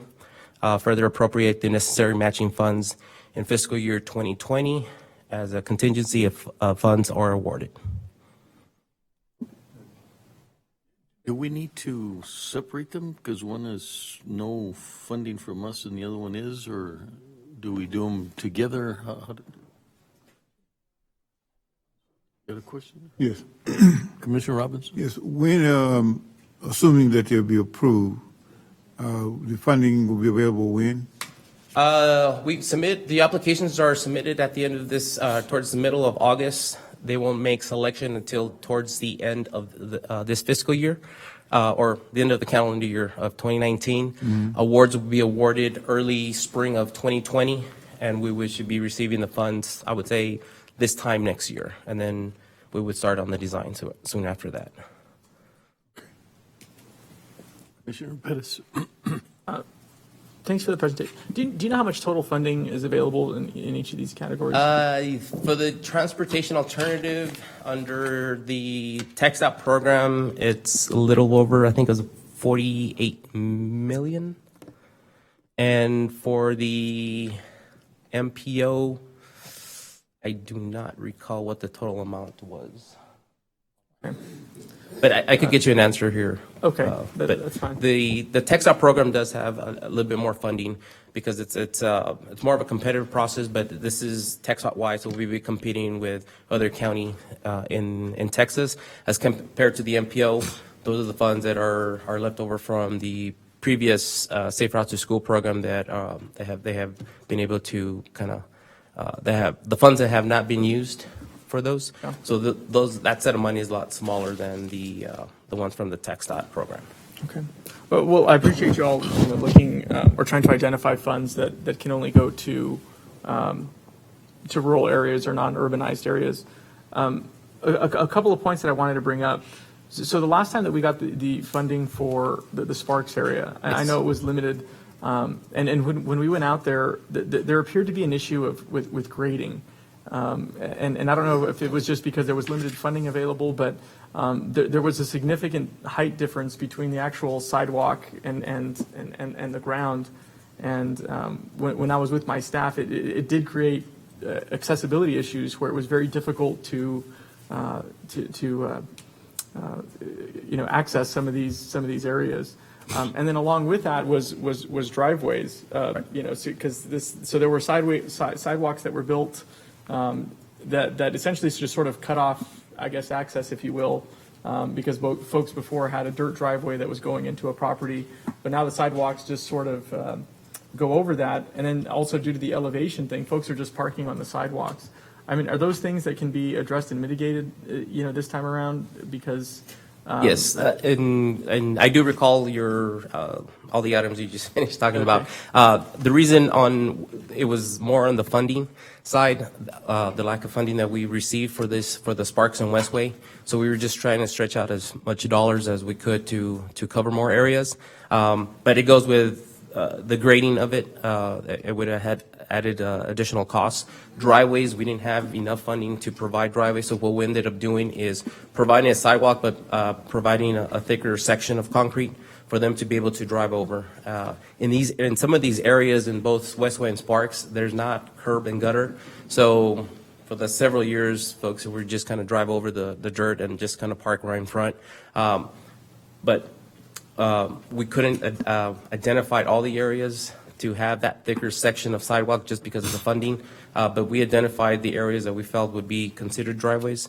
But under this new set of money, we have identified the proper amount of funding set aside to be able to provide normal driveways, be able to do an additional grading, so the sidewalk could be a little bit flusher with the existing ground. Okay, so we shouldn't have the same issue as we did. No. Did last time.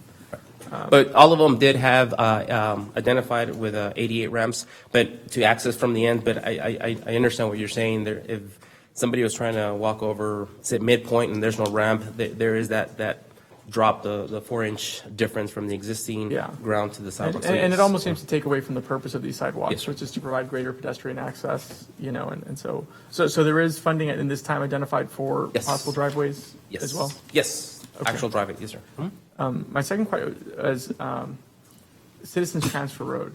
I get a lot of calls on I don't know if you can go to the map or to the slide that shows Citizens Transfer Road.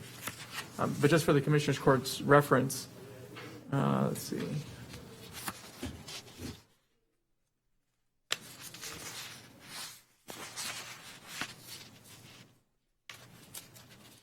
Right there.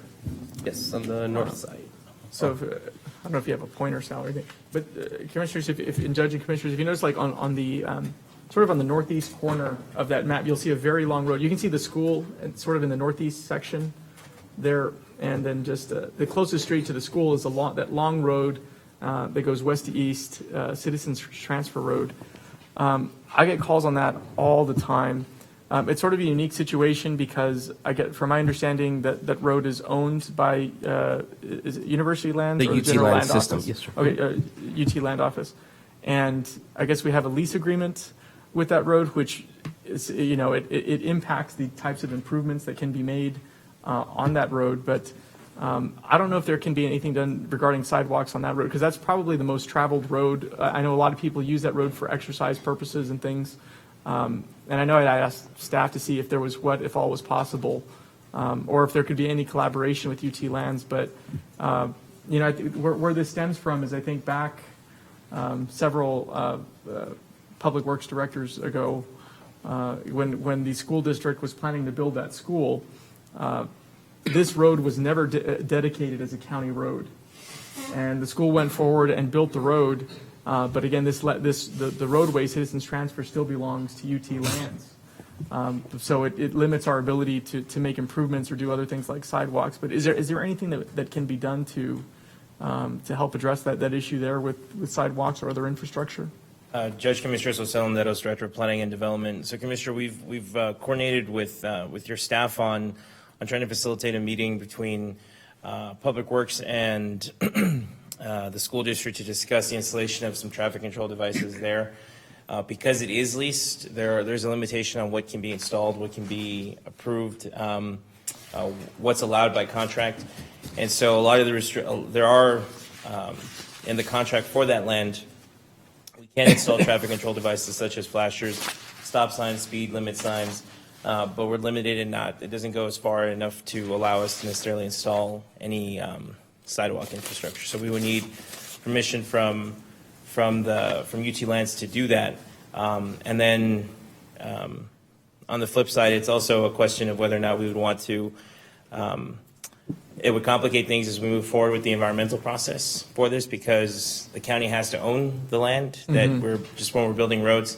And so having a lease, the district or TxDOT, for example, may not feel that it's in the best interest to grant money towards this project if the county doesn't own the land outright, because the lease could be canceled at one point, and then the investment that the state made in the funds that it's administering could potentially be lost because the property and the sidewalks will no longer be accessible to the public. So that was one of the areas that we wanted to look at, but given the lack of lighting along the roadway and everything else, we prefer to push all the local pedestrian traffic into the neighborhood streets, and that's part of the reason why the Transportation Division came back with the recommendations they had, was to try and improve infrastructure within the actual Fabens community and not necessarily on that road, only because of those limitations.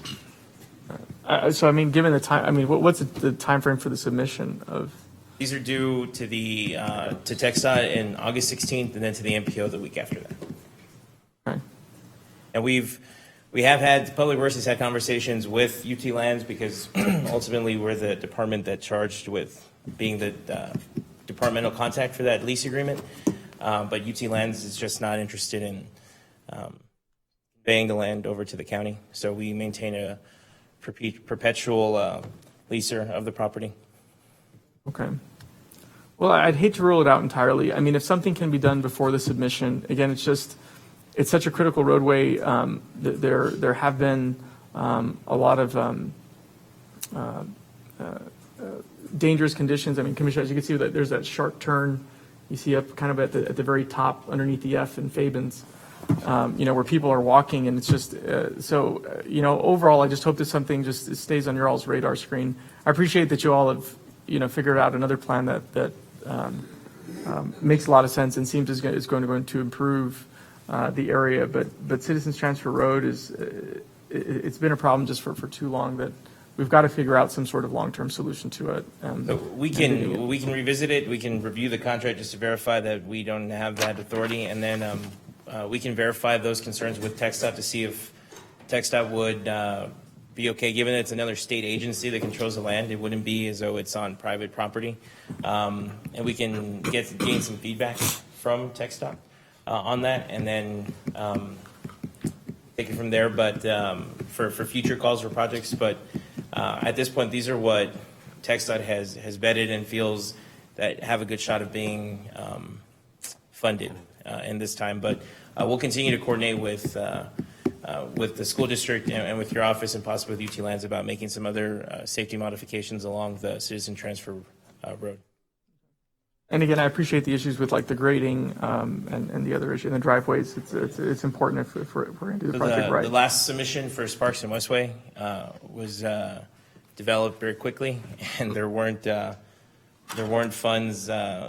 Questions like where is the money going to come for design, for grading, all that wasn't necessarily accounted for, and so this project submittal is 9 days from the project submittal that was made back in 2013 for Sparks and Westway. I can definitely say that. Thank you. Any more questions? Move to approve. Commissioners, I do just want to note this $1.1 million match, if the grants were awarded, would be funding that we would include in our upcoming proposed FY20 budget. Second. Commissioner Perez. Aye. Commissioner Leon. Aye. Commissioner Stout. Aye. Commissioner Robinson. Aye. Judge Samaniego. Aye. Motion carries. Thank you. Did you guys plan to look like twinsies?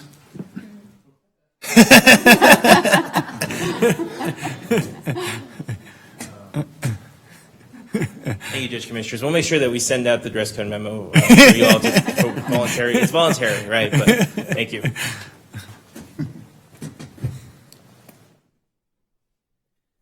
Item number 18, purchasing.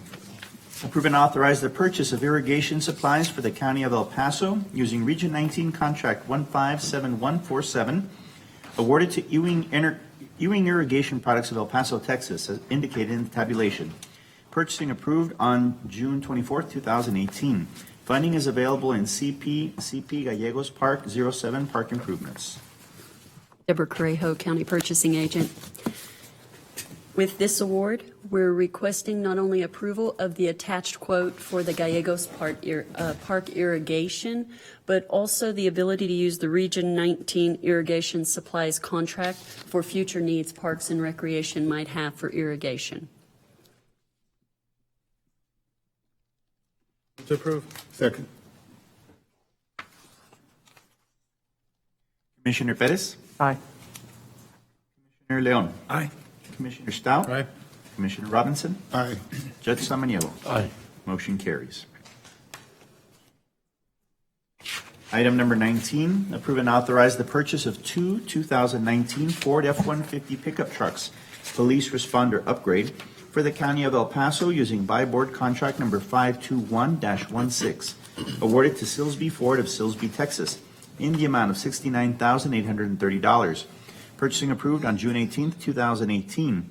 Funding is available in special grants, Stone Garden SO 18 capital outlays. Deborah Correjo, County Purchasing Agent.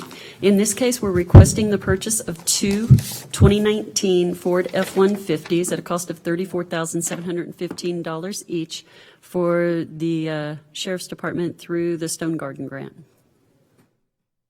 Vote to approve. Second. Judge, a quick question, Judge. And I meant to ask this when we had the last discussion regarding the other vehicles that were purchased with Stone Garden. Is this something that Hopeton tracks, Betsy, like regarding the vehicle tracking and all that for idling and other purposes? All new vehicles now get the GPS equipment. Okay. Yes, sir. Okay. Thank you. Commissioner Perez. Aye. Commissioner Leon. Aye. Commissioner Stout. Aye. Commissioner Robinson. Aye. Judge Samaniego. Aye. Motion carries. Item number 20, approve and authorize the purchase of Sierra Technology products, services, solutions, and related products for the Sheriff's Department using Omnia Partners Public Sector Contract 4400006644, awarded to Insight Public Sector SLED of Tempe, Arizona, in the amount of $79,678.72. Purchasing approved on June 24, 2018. Funding is available in Sheriff JAG 2018 grant. Deborah Correjo, County Purchasing Agent. In this case, we're requesting that we be able to use Omnia Partners Public Sector Contract for the purchase of this communications equipment for the Sheriff's Office. Omnia Partners may sound like a new name, but really it's the old U.S. Communities. They've upgraded their name to more define comprehensively what they purchase. It's one of the oldest cooperatives for public agencies, and this is an excellent price. Motion to approve. Second. Commissioner Perez. Aye. Commissioner Leon. Aye. Commissioner Stout. Aye. Commissioner Robinson. Aye. Judge Samaniego. Aye. Motion carries.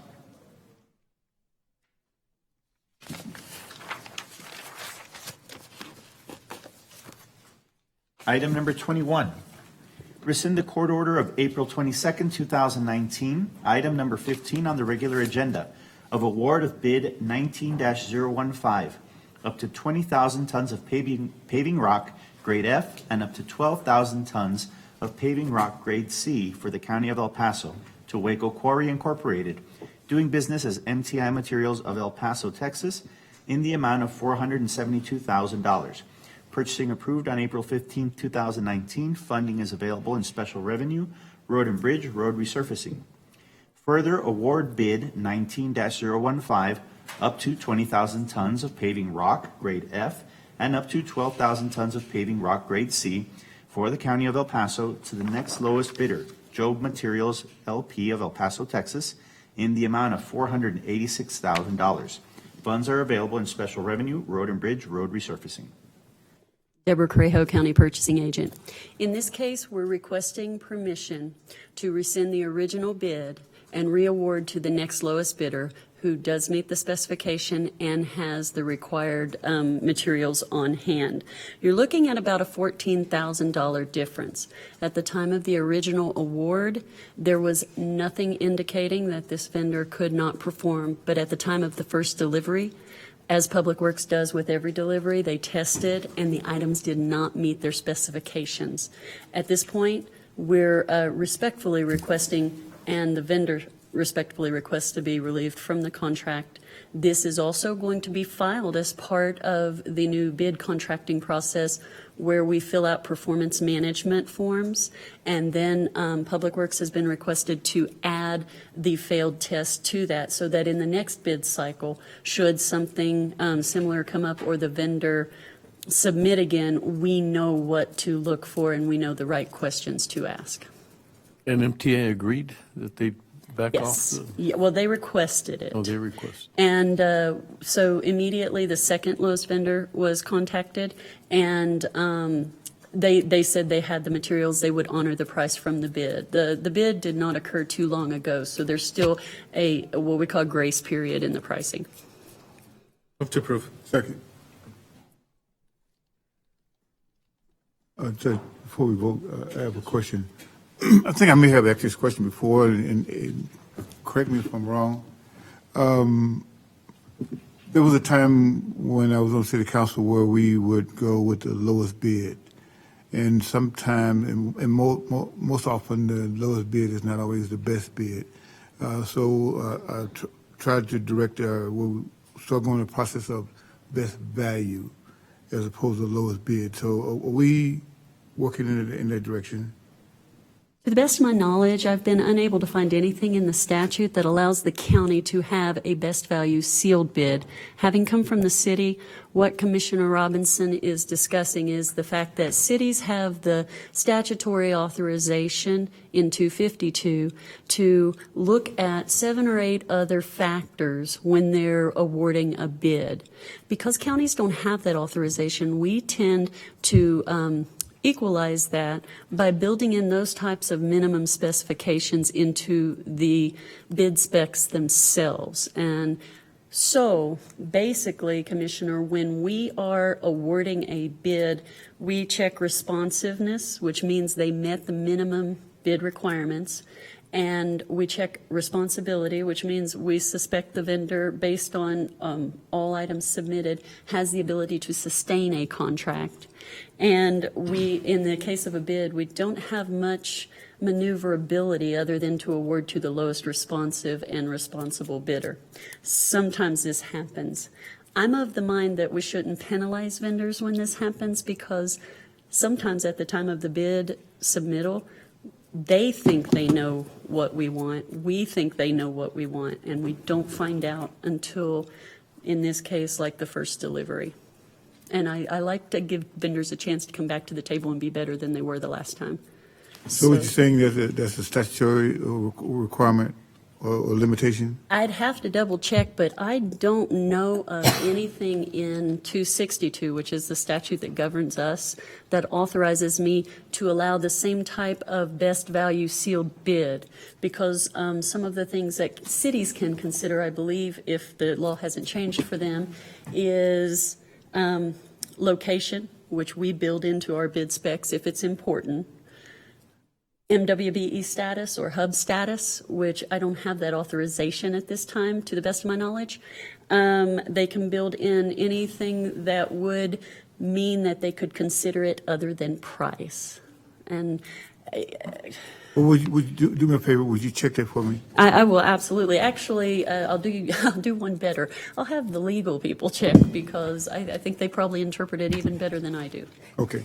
Commissioner Robinson, we will definitely make that note. We'll work with Deborah to take a look at that, and if that's not a provision that would be allowed for the counties, maybe there's some other policy ways that this can be done for the county. But we'll look at that and then circle back with your office. Thank you. Yes, sir. Commissioner Pettis? Aye. Commissioner Leon? Aye. Commissioner Stout? Aye. Commissioner Robinson? Aye. Judge Samaniego? Aye. Motion carries.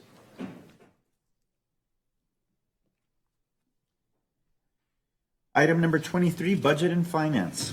Approve amendment number 38 to the County of El Paso's 2018-2019 operating budget. This budgetary amendment will increase grants by $22,845.10, thus increasing the overall budget of $510,657.06 to $444,533,502.16. Good afternoon, Judge Commissioners. Wally Hargrove from the Office of Budget and Fiscal Policy. Backup for this week's amendment was sent to you last week. Were there any questions? Move to approve. Second.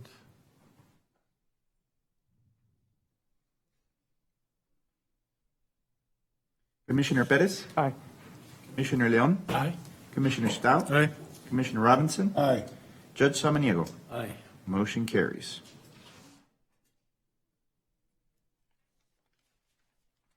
Thank you. Brings us to item number 24, executive session. Before we head into executive session, I need to read another legal memo for item number 24E. It's been asked that the item be taken into executive session under Section 551.0725 of the Texas Government Code by Ms. Holly Lytle, Assistant County Attorney. We've made the legal determination that the use of closed session under this provision is appropriate.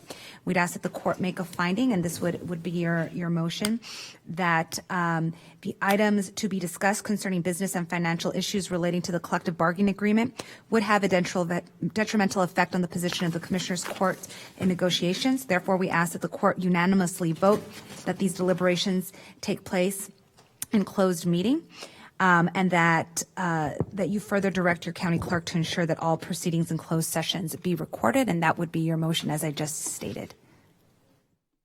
The motion to approve that? So move. Thank you. Second. Commissioner Pettis? Aye. Commissioner Leon? Aye. Commissioner Stout? Aye. Commissioner Robinson? Aye. Judge Samaniego? Aye. Motion carries. At this time, Commissioners Court will recess into executive session to discuss items 24A through 24E and item number 14 pursuant to Texas Government Code Section 551.071, 551.0725, and 551.087. Commissioners Court will reconvene to take official action.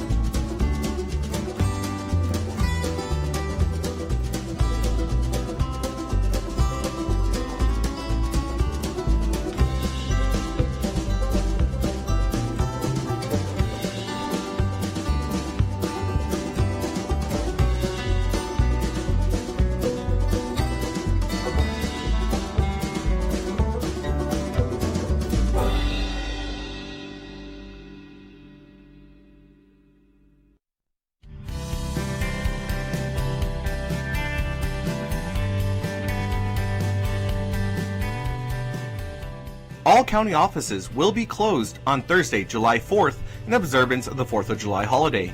All county offices will reopen on Friday, July 5th, 2019.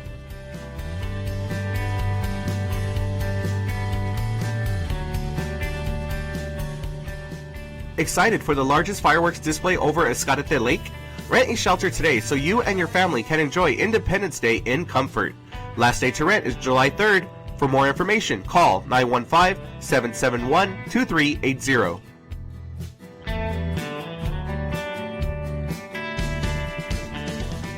Celebrate the 4th of July with the largest firework display in El Paso. Escárate Park is hosting its annual celebration Thursday, July 4th, with activities beginning at noon and fireworks going off at 9 p.m. Escárate Park is located at 6900 Delta. For more information, call 915-771-2380.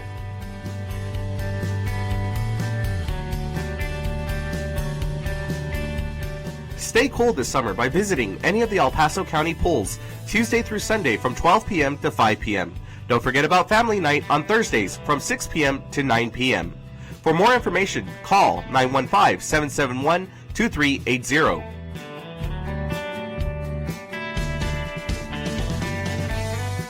The County of El Paso Public Works Department is offering sandbags at no cost or requirements to the public. The sandbags are outside of the facilities and are available 24 hours a day. The location of the county facilities are the following: the Road and Bridge Fabens Warehouse, located at 1331 North Fabens Street in Fabens, Texas, 79838. The Road and Bridge Canutillo Warehouse, located at 191 Canutillo Avenue in Canutillo, Texas, 79835. And the Road and Bridge Montana Warehouse, located at 14698 Van Lane, El Paso, Texas, 79938.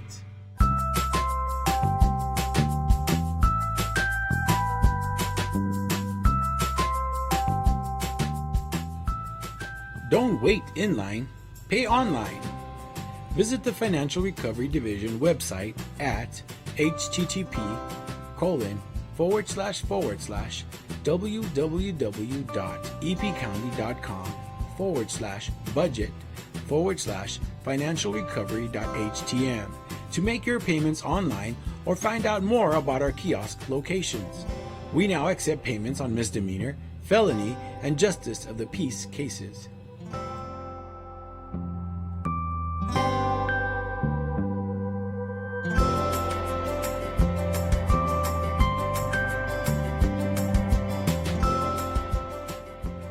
You can now watch Commissioners Court meetings on YouTube.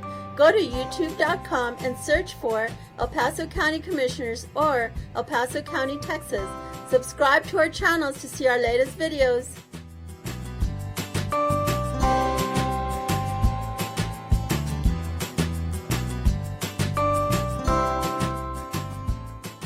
Did you know the County of El Paso's Purchasing Department is responsible for ensuring that all items and services needed by various county departments are purchased in the manner required by the state of Texas? Whether through formal sealed bids or smaller dollar quotations, the county purchasing team is dedicated to finding the best contracting return on your taxpayer dollars. Additionally, the purchasing department is responsible for the tracking of inventory within the county and properly disposing surplus to public auctions.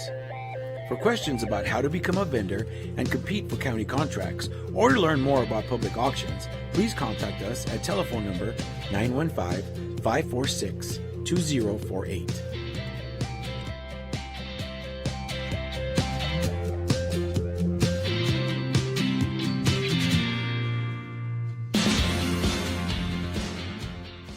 The 346 District Court Judge Angie Juarez Barril started the El Paso Veterans Treatment Court program in 2012 for veterans and active service members that have been arrested and charged with a felony or misdemeanor criminal offense. To be considered for the specialty court, the statutory criteria includes be a veteran or current member of the United States Armed Forces, including a member of the Reserves, National Guard, or State Guard, and suffer from a brain injury, mental illness, or mental disorder, including PTSD, or be a victim of military sexual trauma, all occurring or resulting from military service. Call Sylvia Serna, Veterans Program Director, at 915-546-2119, or email her at sserna@epcounty.com for any information.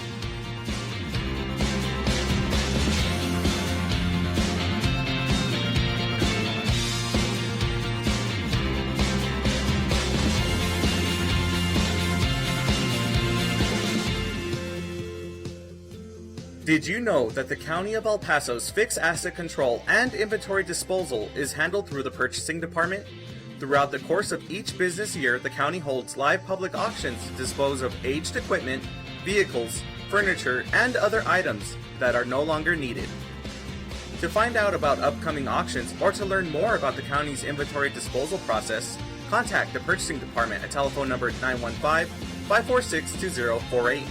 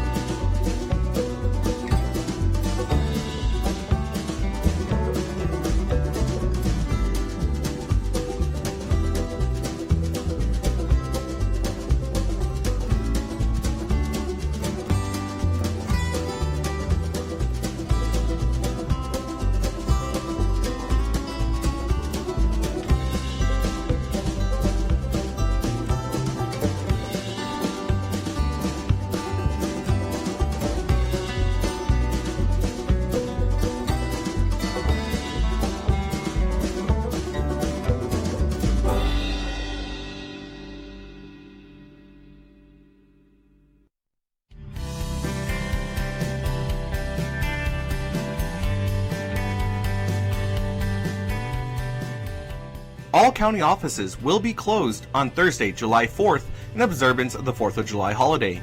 All county offices will reopen on Friday, July 5th, 2019.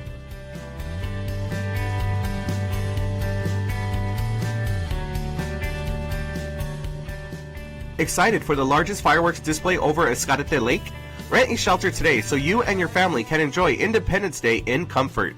Last day to rent is July 3rd. For more information, call 915-771-2380.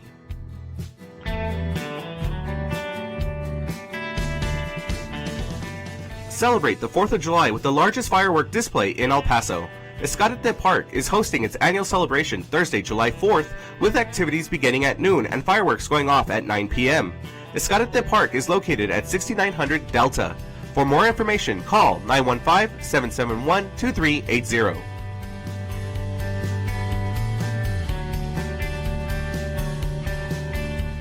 Stay cool this summer by visiting any of the El Paso County pools, Tuesday through Sunday from 12 p.m. to 5 p.m. Don't forget about Family Night on Thursdays from 6 p.m. to 9 p.m. For more information, call 915-771-2380.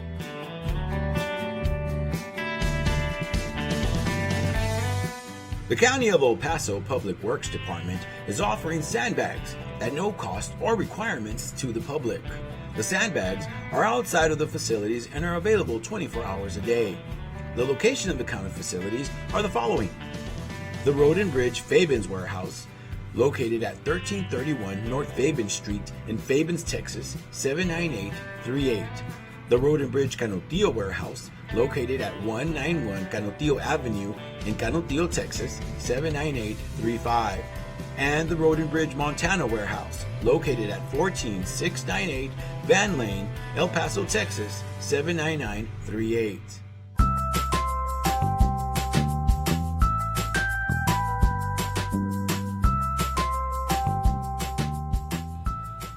Don't wait in line, pay online. Visit the Financial Recovery Division website at http://www.epcounty.com/budget/financialrecovery.htm to make your payments online or find out more about our kiosk locations. We now accept payments on misdemeanor, felony, and justice of the peace cases.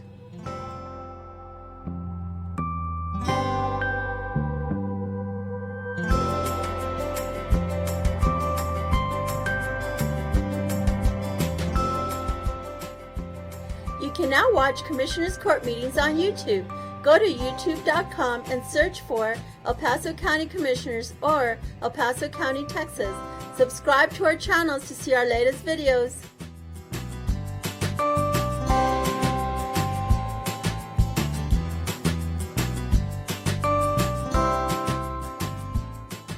Did you know the County of El Paso's Purchasing Department is responsible for ensuring that all items and services needed by various county departments are purchased in the manner required by the state of Texas?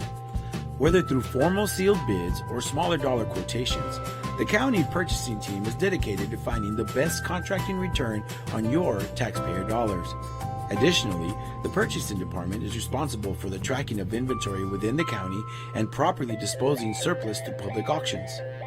For questions about how to become a vendor and compete for county contracts or to learn more about public auctions, please contact us at telephone number 915-546-2048.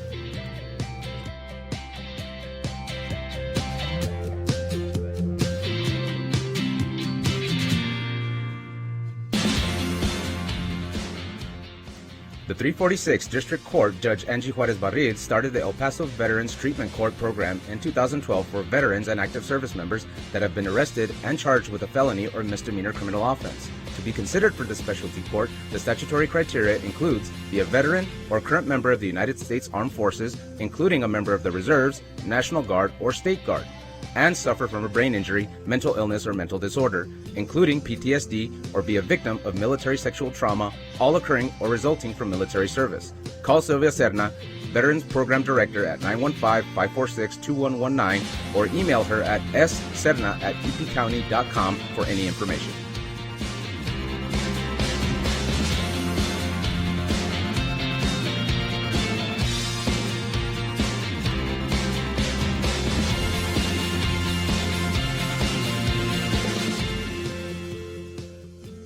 Did you know that the County of El Paso's fixed asset control and inventory disposal is handled through the purchasing department? Throughout the course of each business year, the county holds live public auctions to dispose of aged equipment, vehicles, furniture, and other items that are no longer needed. To find out about upcoming auctions or to learn more about the county's inventory disposal process, contact the purchasing department at telephone number 915-546-2048.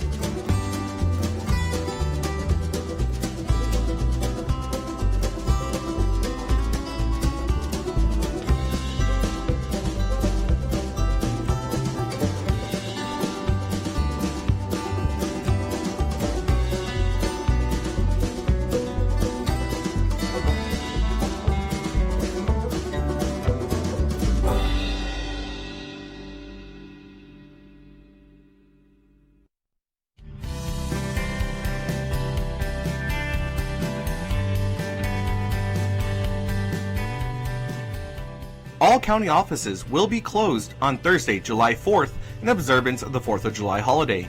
All county offices will reopen on Friday, July 5th, 2019.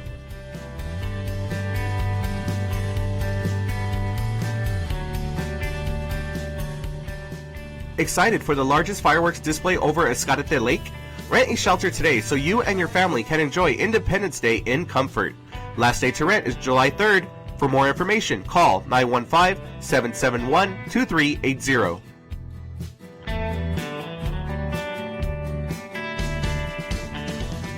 Celebrate the 4th of July with the largest firework display in El Paso. Escárate Park is hosting its annual celebration Thursday, July 4th, with activities beginning at noon and fireworks going off at 9 p.m. Escárate Park is located at 6900 Delta. For more information, call 915-771-2380.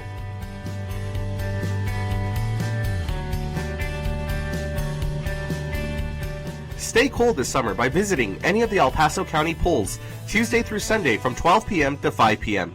Don't forget about Family Night on Thursdays from 6 p.m. to 9 p.m. For more information, call 915-771-2380.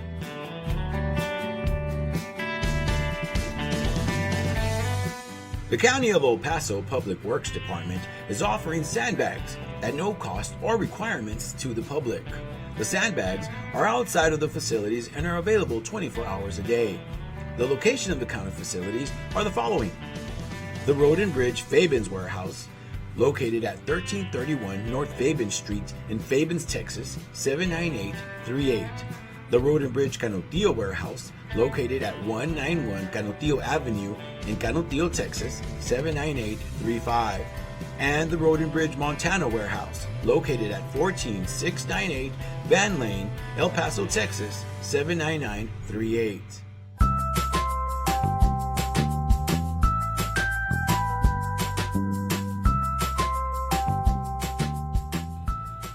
Don't wait in line, pay online.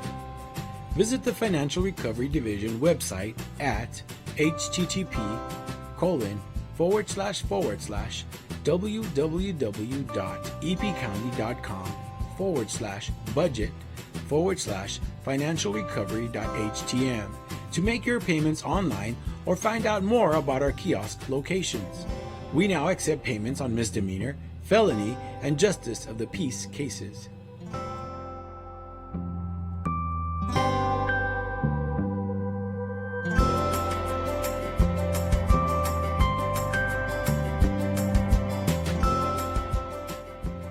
You can now watch Commissioners Court meetings on YouTube.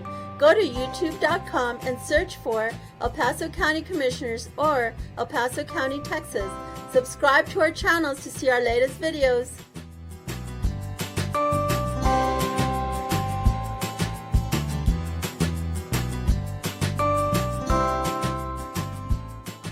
Did you know the County of El Paso's Purchasing Department is responsible for ensuring that all items and services needed by various county departments are purchased in the manner required by the state of Texas?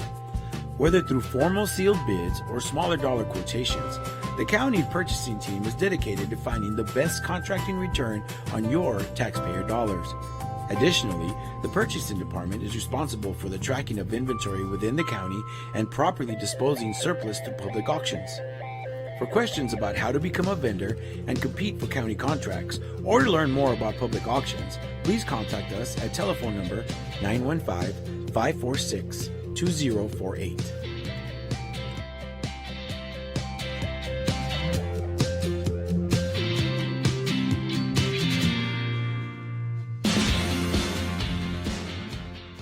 The 346th District Court Judge Angie Juarez Barriz started the El Paso Veterans Treatment Court program in 2012 for veterans and active service members that have been arrested and charged with a felony or misdemeanor criminal offense. To be considered for the specialty court, the statutory criteria includes be a veteran or current member of the United States Armed Forces, including a member of the Reserves, National Guard, or State Guard, and suffer from a brain injury, mental illness, or mental disorder, including PTSD, or be a victim of military sexual trauma, all occurring or resulting from military service. Call Sylvia Serna, Veterans Program Director, at 915-546-2119, or email her at sserna@epcounty.com for any information.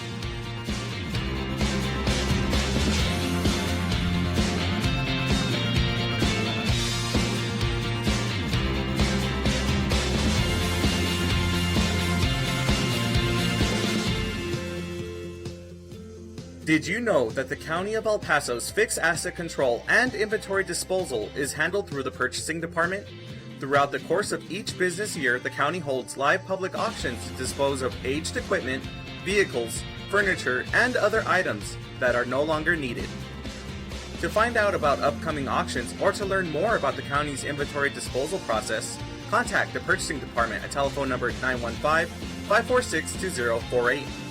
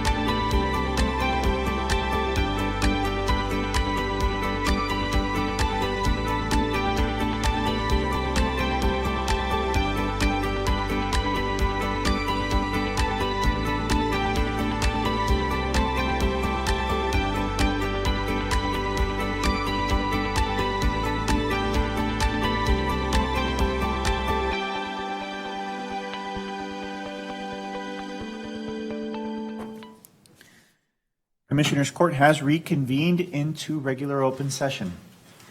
Item number 25, discuss and take action on the pending litigation regarding Amanda Diaz de Leon versus El Paso County, cause number 2015 DCV 3410. County Attorney's file number 022815LD. Good afternoon, Christina Sanchez, Assistant County Attorney. The recommendation for the court is to approve a motion for the county judge to sign the settlement agreement with Amanda Diaz de Leon versus El Paso County under the terms as discussed in executive session. Move. Second. Commissioner Perez? Aye. Commissioner Leon? Aye. Commissioner Stout? Aye. Commissioner Robinson has stepped out of the meeting. Judge Samaniego? Aye. Motion carries.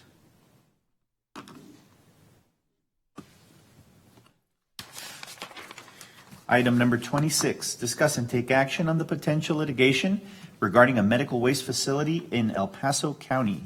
County Attorney File Number 012219PC.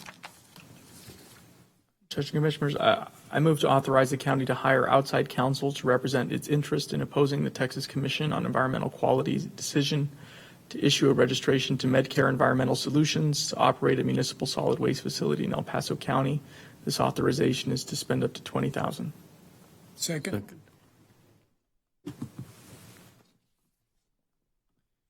Commissioner Perez? Aye. Commissioner Leon? Aye. Commissioner Stout? Aye. Judge Samaniego? Aye. Motion carries. Item number 27, discuss and take appropriate action concerning the current collective bargaining negotiations between the county and the El Paso County Sheriff's Officers Association to include potential action to approve a new collective bargaining agreement to begin October 1st, 2019. Holly Lytle with County Attorney's Office. I'd ask for a motion to approve and authorize the county judge to sign a new collective bargaining agreement with the El Paso County Sheriff's Officers Association effective October 1st of 2019, as laid out in the tentative agreements reached by the collective bargaining negotiating team. Motion to approve. Second. Commissioner Perez? Aye. Commissioner Leon? Aye. Commissioner Stout? Aye. Judge Samaniego? Aye. Motion carries. And item number 14, postpone June 17th, 2019. Approve and authorize the county judge to sign amendment number 2 to owner-engineer agreement to contract with Moreno Cardenas Incorporated, MCI, for additional engineering services for the Hillcrest Center and Hillcrest Estates Subdivision First-Time Water System. No county funds are required. Contract number 2019-0400. Move to approve. Second.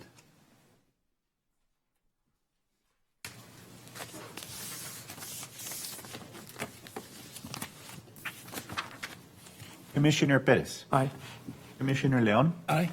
Commissioner Stout? Aye. Commissioner Robinson? Aye. Judge Samaniego? Aye.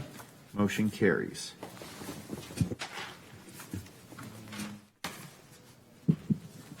That is our last item, Judge. Meeting adjourned. This concludes today's meeting at 3:03 p.m.